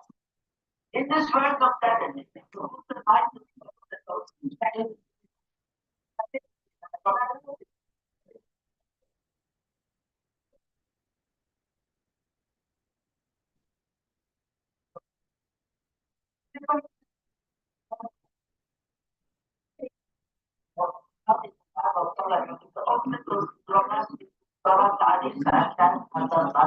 the characteristics are displayed up as a ransom, certainly to represent the bounty rights. Garcia Marquez begins the deepest scope, brought in relationship, rises and comes to represent infinite love within the confines of the specific, and therefore infinite universe of the known. Unquote. Indeed, the novel casts a complex triangle between local juvenile Urbino. It is one I, Ermina Daza, taught by two men who embody Ermina.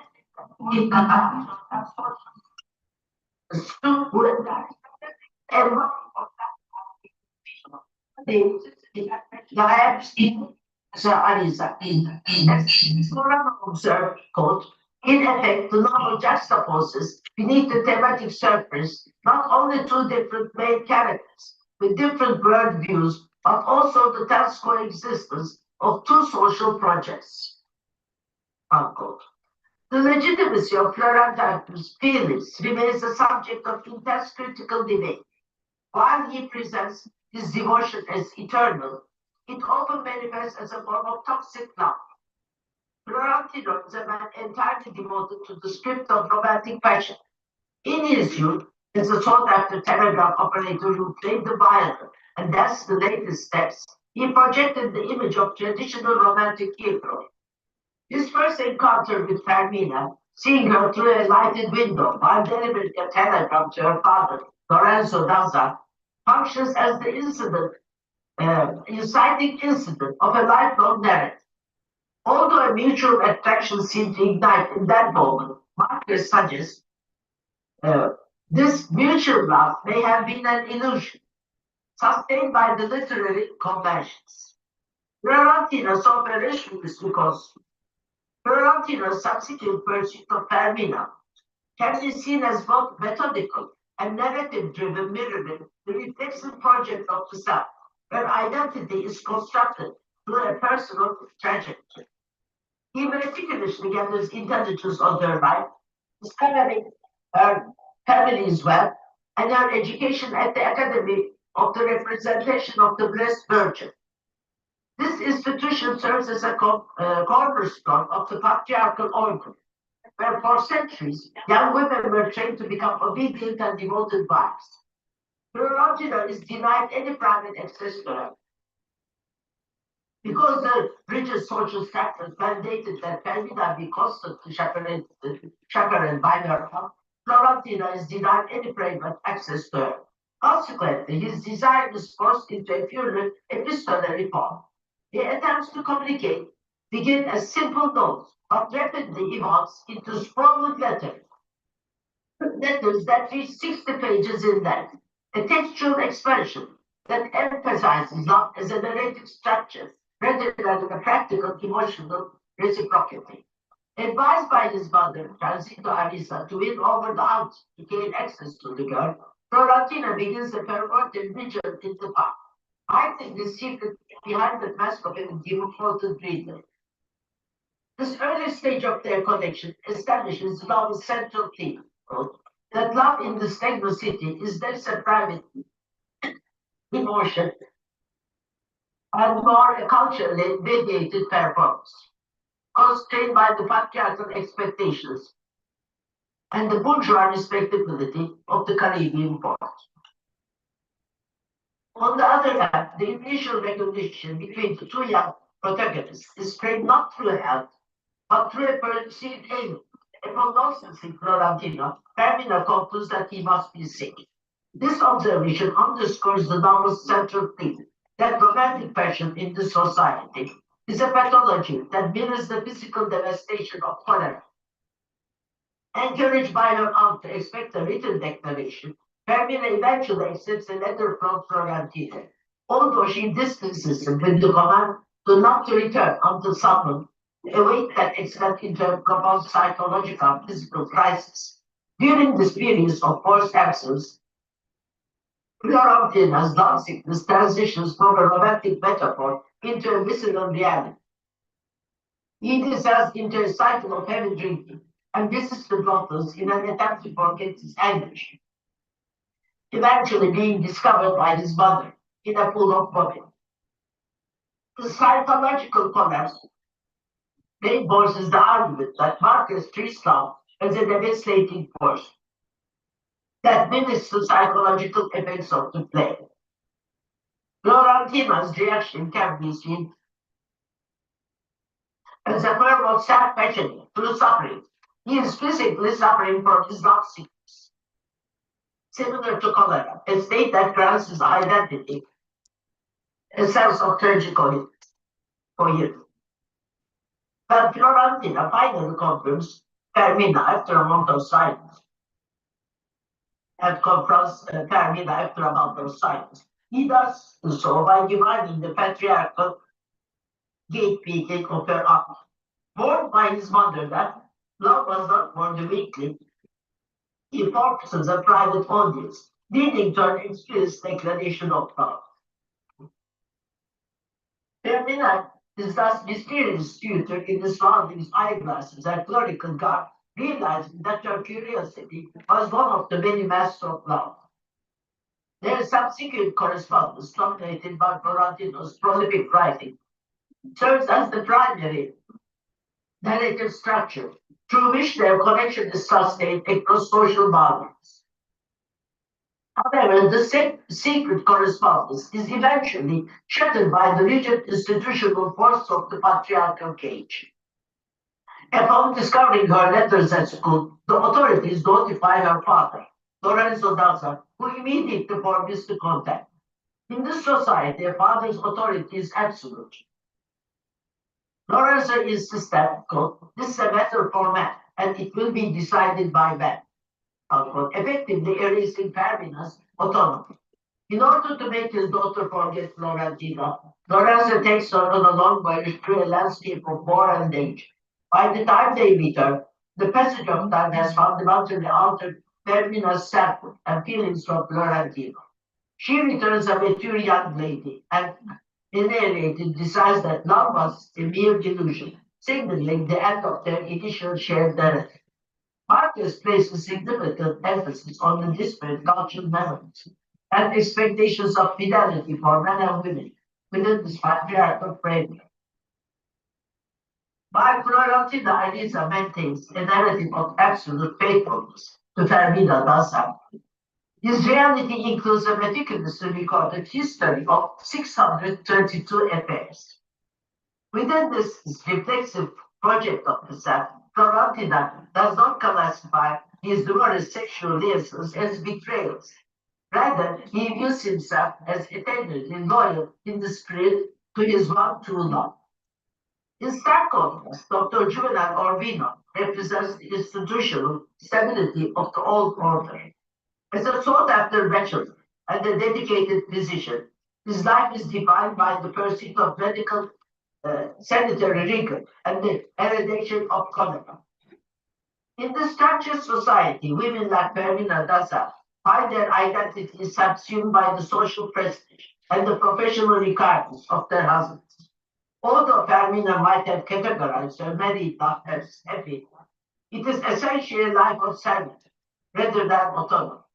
It is only after Urbino's death that she experiences a surprising sense of freedom, finally allowing her to live at the body's bidding.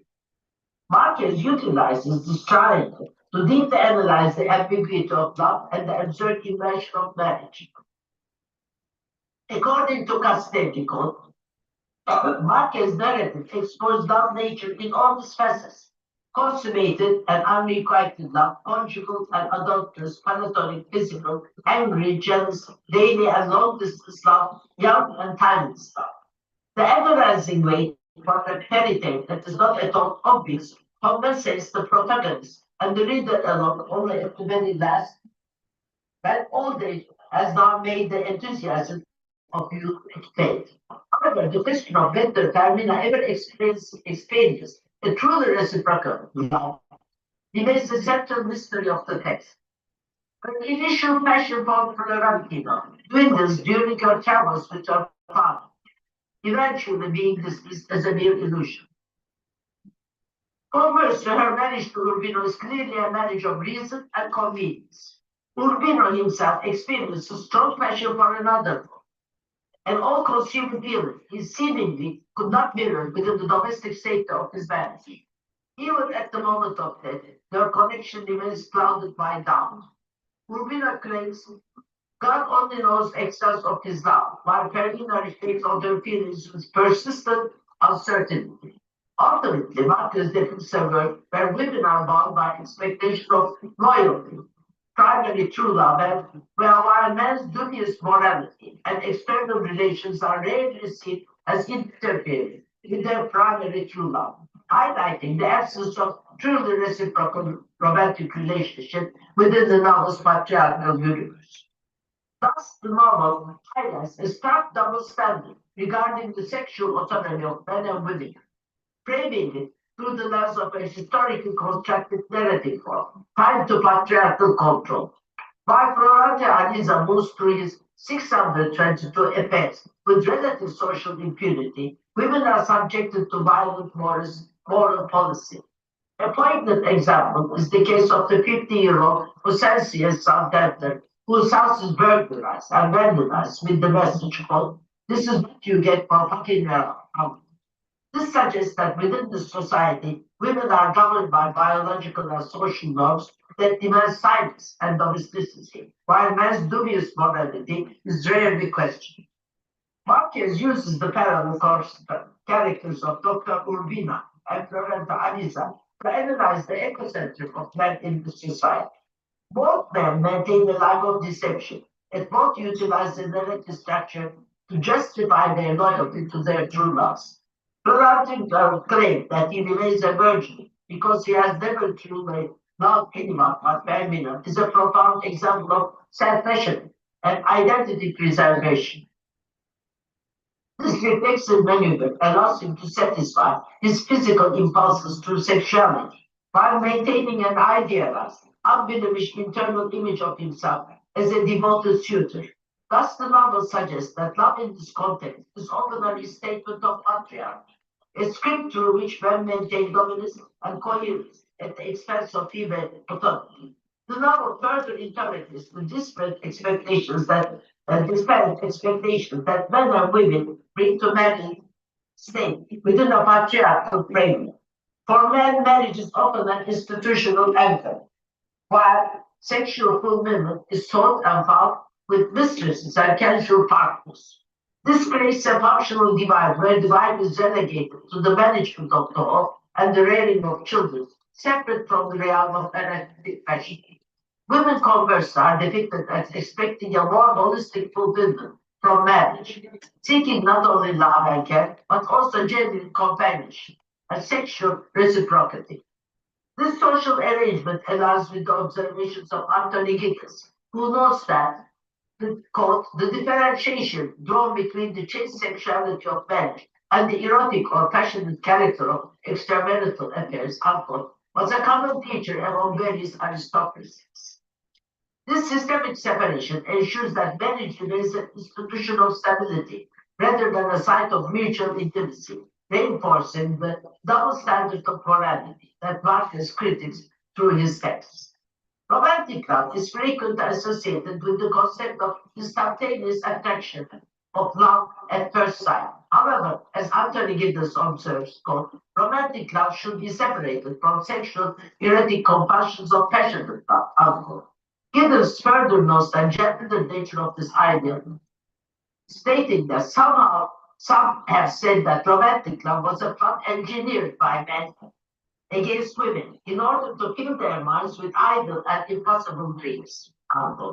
Florentino Ariza's devotion to Carmina Daza serves as a quintessential example of this romantic spirit. Having seen her only fleetingly while delivering a paragraph to her father, he initiates a deep romantic obsession that persists for more than half a century.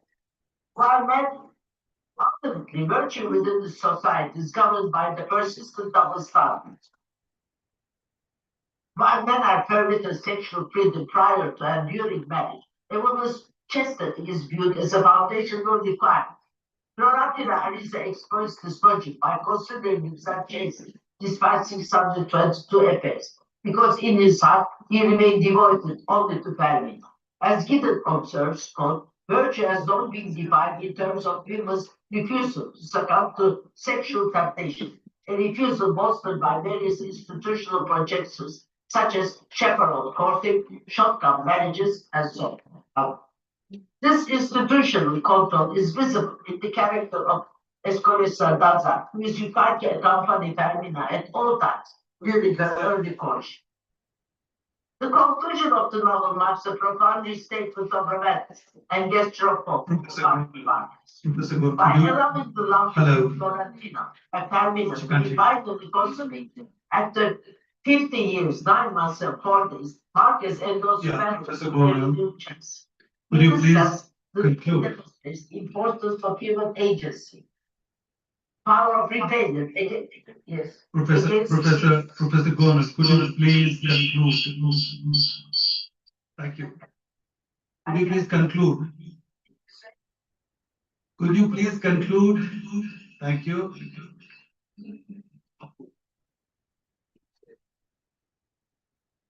Ma'am, could you please conclude? This ever to conclude, Paris are tolerant now and much more with no end in view, navigating the landscape that serves as an issue of historical from the state they view as a sensibility and destroy the former, they then the market one of the greatest it is the institution of memory. 50 years of output on a station of and later it delivered as the boilers of the river was a travel on that conditionality or as a policy the role of the educator that changed the economy. They think in that their body practice. Even the greater parts of water and become an alien species. Through this Greek imagery, Marcus suggests that whereas it hopes that this distraction caused by wars, internal strife, and environmental collapse, human connection, and specifically love, function as the only sustainable force.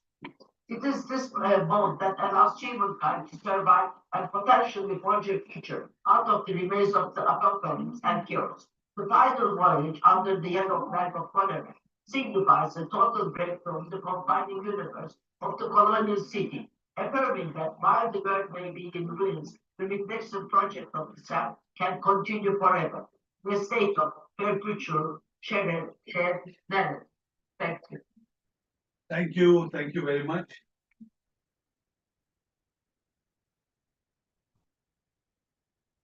Hello. Thank you, Professor Govind. Thank you very much. May I now request, we can take questions towards the end. May I now request Professor Prasad, please? Professor Anil Prasad to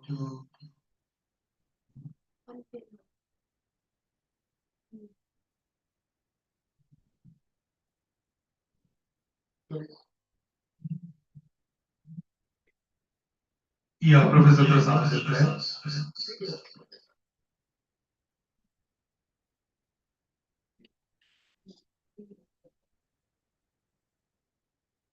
Yeah, welcome. Yeah, as I told you, a former professor of English at Al Maghreb University, Libya. Professor Prasad is going to talk about a reader as co-author in Gabriel Garcia Marquez's Love in the Time of Cholera. Over to Professor Prasad. Professor Prasad, you can make your presentation. Thank you.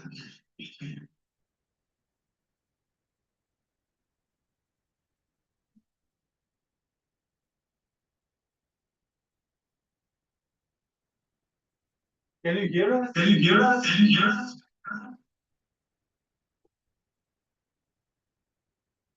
You can speak from there. Sir, can you hear me? There's too much of an echo. You can turn it on. I think that's really my laptop that is on. Echoing from now, it's me. Yes, you are. Please go ahead. Am I audible? Yes. Okay.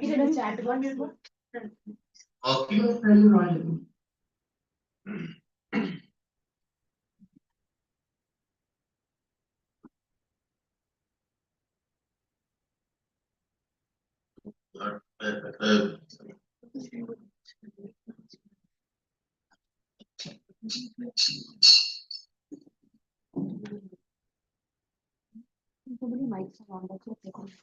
So,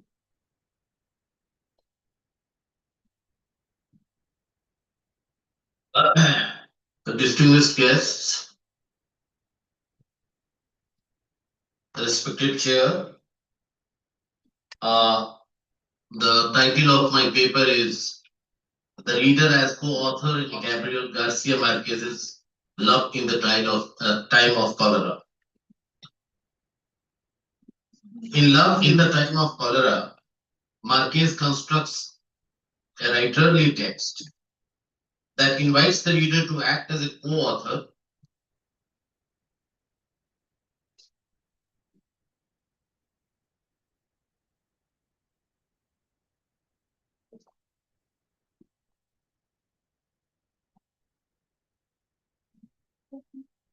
You're muted. You're muted. You're muted. Please unmute yourself. To act as a co-author, to be interpreting and filling in the gaps of narrative.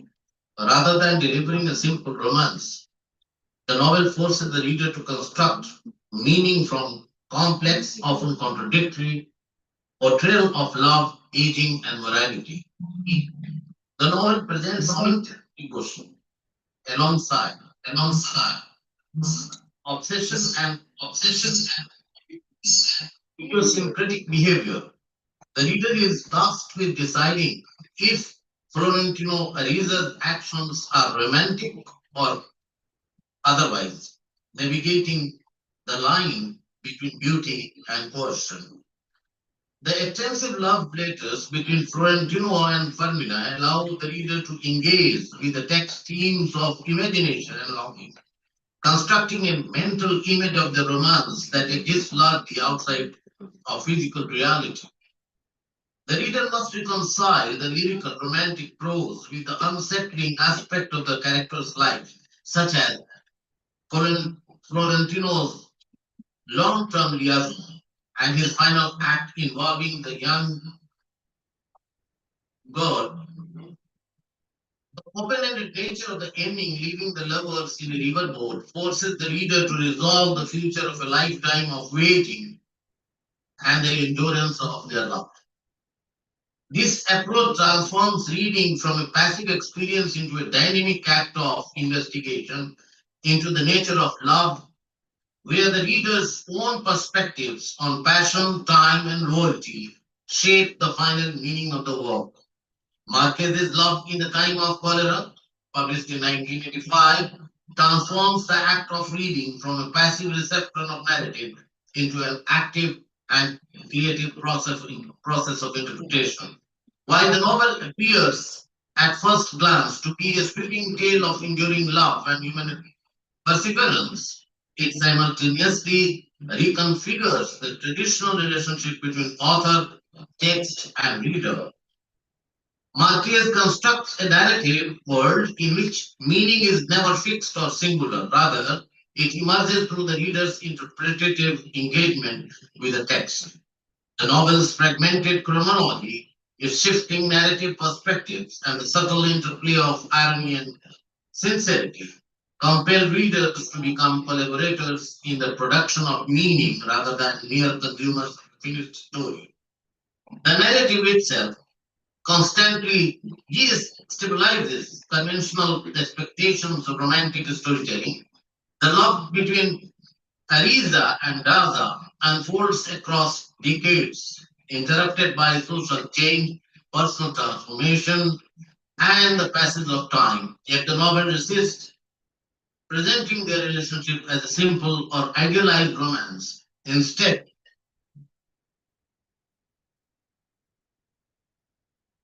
it encourages readers to question the moral and emotional implications of Florentino's obsessive devotion. At one point, the narrator remarks that Florentino had preserved his passion for Fermina with a quote, a fidelity that seemed less like love than a stubborn form of faith, unquote. Such passages invite readers to reconsider the nature of love itself. Is Florentino's persistence heroic, tragic, or ethically troubling? The text offers no definitive answer, thereby inviting interpretative participation. This openness aligns closely with the theoretical insights of reader response criticism, as literary theorist Iser argues in the act of reading. Literary texts contain gaps or intermediate spaces that the reader must fill in order to construct meaning. Marquez's narrative structure is rich with such gaps. The movement back and forth across time, the selective disclosure of events, and the ironic tone of the narrator all require readers to assemble the emotional and ethical significance of the story themselves. In this sense, the novel becomes not merely a narrative about love, but also a site where reading itself becomes an imaginative act.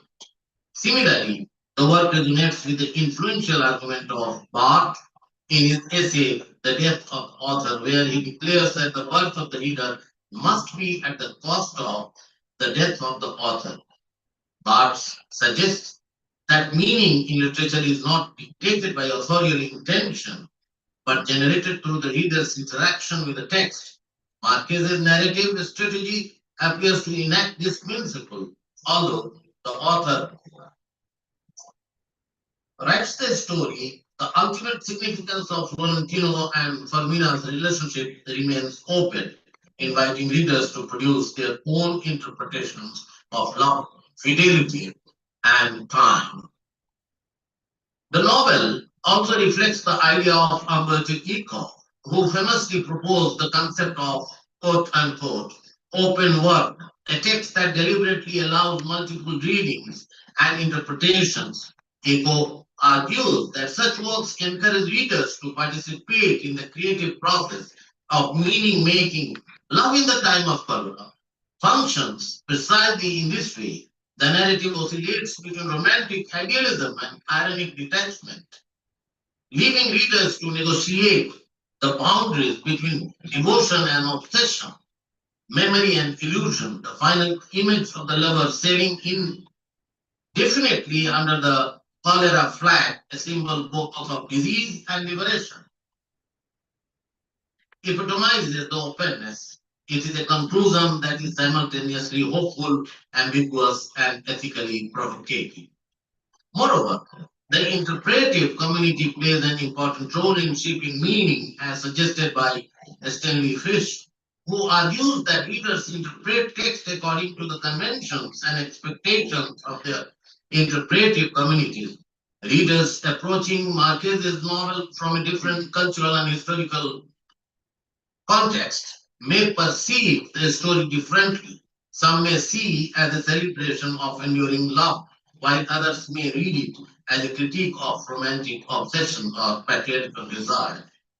The text thus becomes a dynamic field where multiple interpretations coexist. The paper, therefore, proposes a rereading of Love in the Time of Cholera as an invitation to rewrite the text through the act of interpretation by examining the novel through the lenses of reader response theory and narrative ethics. It argues that Marquez transforms readers into co-authors who actively participate in constructing the emotional and philosophical meanings of the narrative. In doing so, the novel blurs the boundaries between storytelling and readership, reminding us that literature lives not only in the words written by the author, but also in the imaginative engagement of those who read them.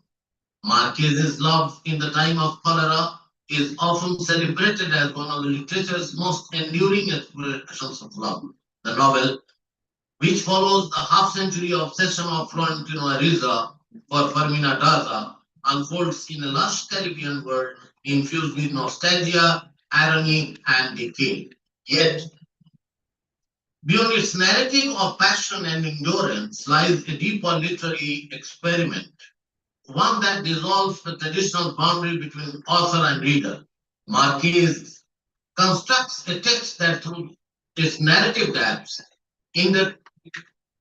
indeterminacies, and polyvalent symbols, transforms the reader into a co-author. In examining the novel through the lenses of reader response theory, narrative ethics, and Latin American cultural context, the paper argues that Marquez's text exemplifies the modernist and postmodernist version and visions of literature as an open field of participation. The reader's consciousness in engaging with Marquez's aesthetic and moral ambiguities completes the creative act that the author begins. Reader response theory emerges in the late 20th century as a reaction against neo-criticism columnist growth. In Marquez's Love in the Time of Cholera, this theoretical framework becomes a lived aesthetic experience. The text neither dictates moral judgment nor offers definitive interpretation. Instead, its layered narrative creates what Eisen calls gaps, zones of indeterminacy that demand imaginative completion. Set in a Caribbean port city modeled on Cartagena, Love in the Time of Cholera belongs to a distinctly Latin American literary tradition that merges realism with myth, irony, and allegory. In the broader landscape of Latin American fiction, Marquez stands alongside with writers such as Borges and others, whose works blend historical consciousness with narrative experimentation. Unlike 100 Years of Solitude, which employs magical realism to narrate collective history, Love in the Time of Cholera narrows its focus to the individual and the intimate. Yet, even here, the cultural and political textures of Latin America, colonial heritage, class hierarchies, and the modernization of the Caribbean infuse the novel's atmosphere. The reader must navigate between the universal and the local, the personal and the political. The novel's world resists binary interpretation. Cholera functions simultaneously as a metaphor and material condition. Love appears both transcendent and pathological, and time oscillates between decay and renewal. This multiplicity invites what Boxing calls polyphony, a dialogue of voices and perspectives that resists closure. In this polyphonic universe, the reader becomes a necessary participant in creating meaning. The narrative of love in the time of cholera begins at what appears to be its end, the death of Dr. Juvenal Urbino, Fermina's husband. From this point, the novel moves backwards and forwards in time, weaving memories, letters, and reflections into a non-linear tapestry.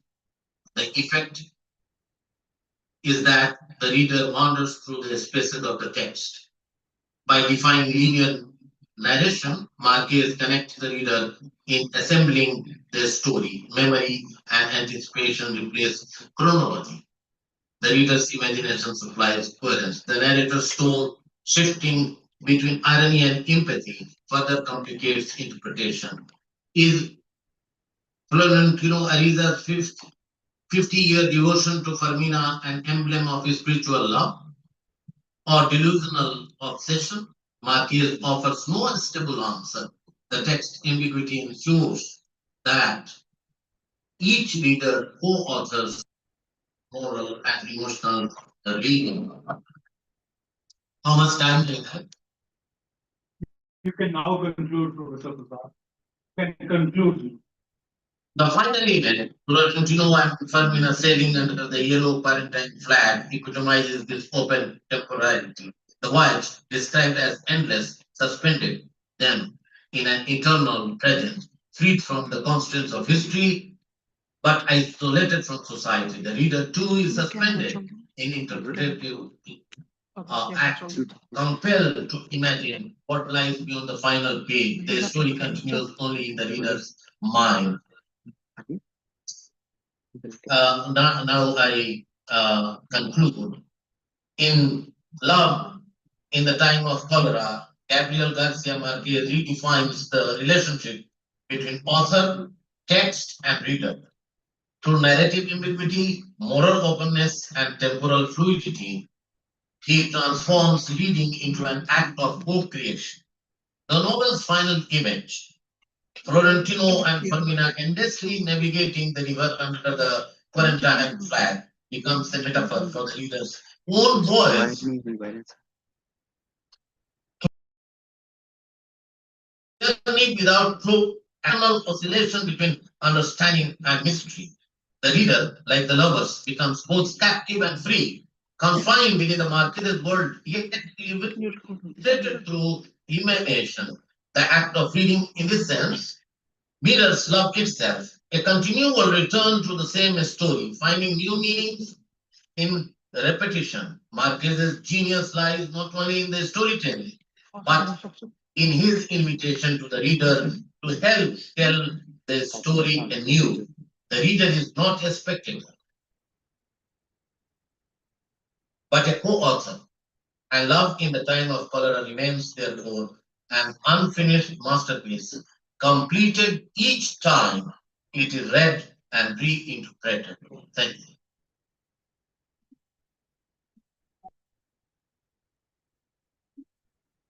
Thank you, Professor.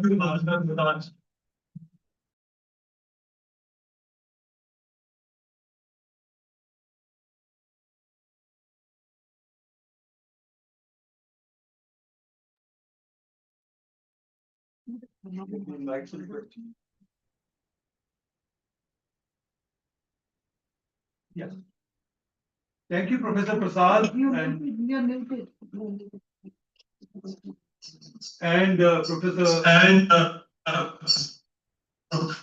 Professor and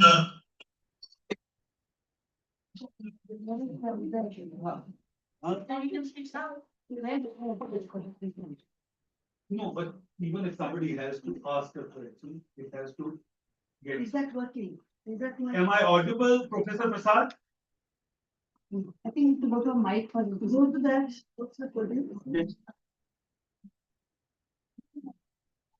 Hello. Professor Prasad, am I audible? You are muted now, I think. Professor Gono, can you hear me?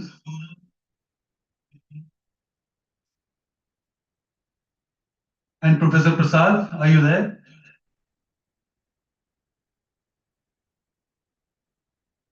So we had these two presentations. Let's move ahead. Professor Prasad, in fact, talked about how reader, in fact, is the co-author, and he talked about the possibility. We explored the possibility of interpreting Love in the Time of Cholera as a writer leader. We brought in, of course, Umberto Eco's idea of open works as well, and brought in Bakhtin also.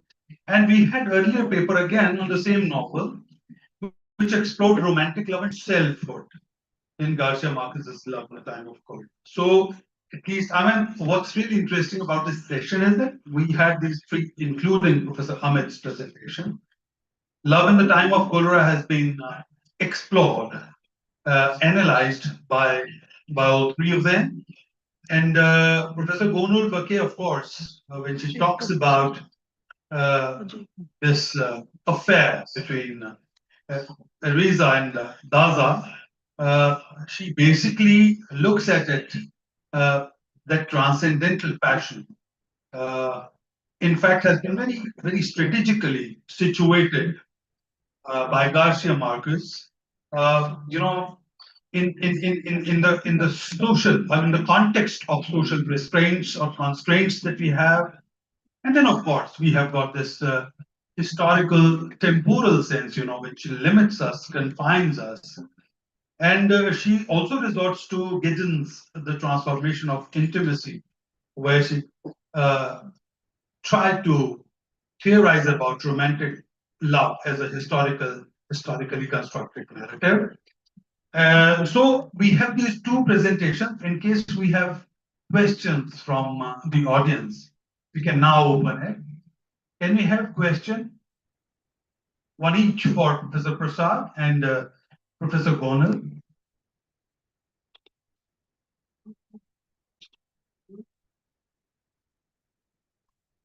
Any question, please? Any observation? Huh?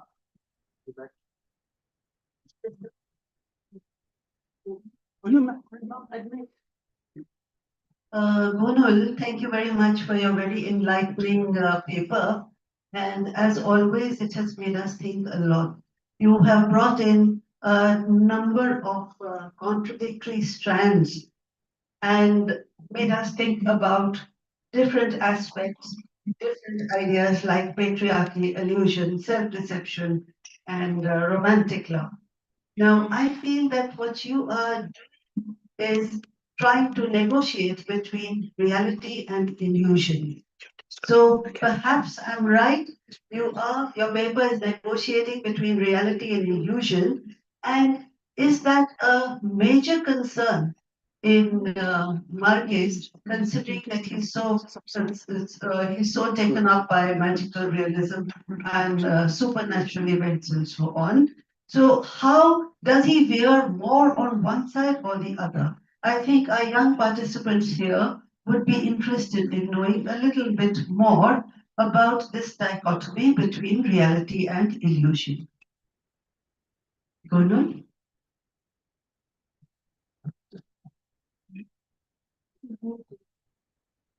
Real, the love in the love relationship can be disputed because actually, for example, at first, I don't think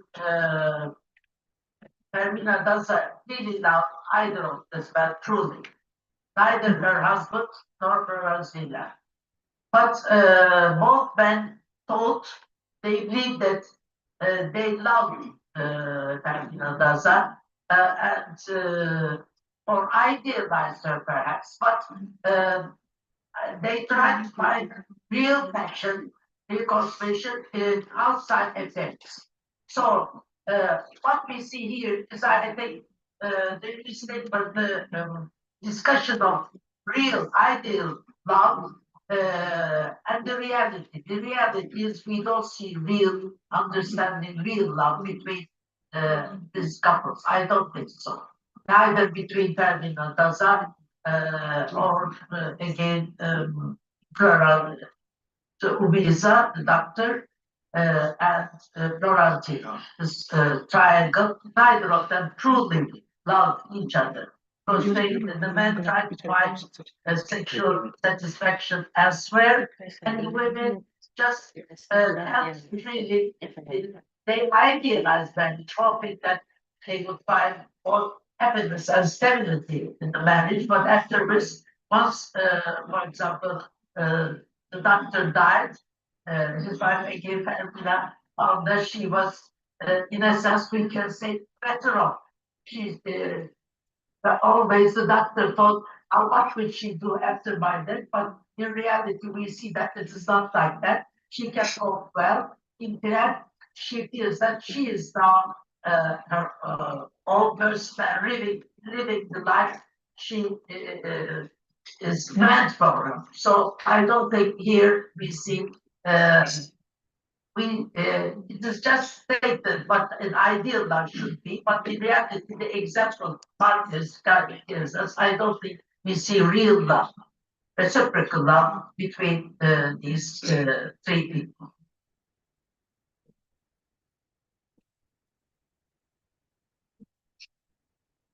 Thank you, Professor Donald. Put mics are on. Yes. Thank you. Yeah, any other question? Observation, yeah, Professor Amit, please.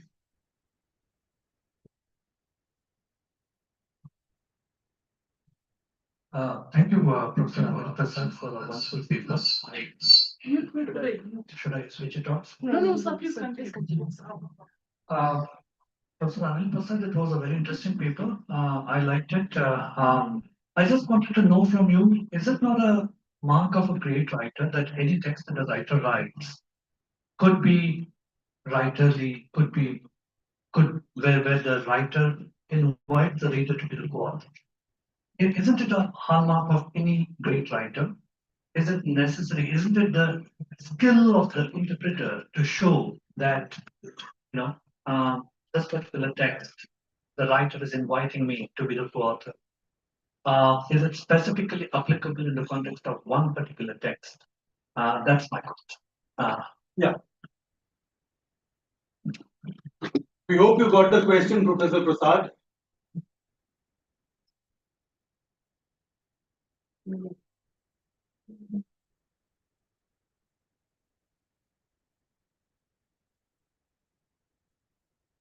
So Prasad, you got your question? Could you hear that? You are muted.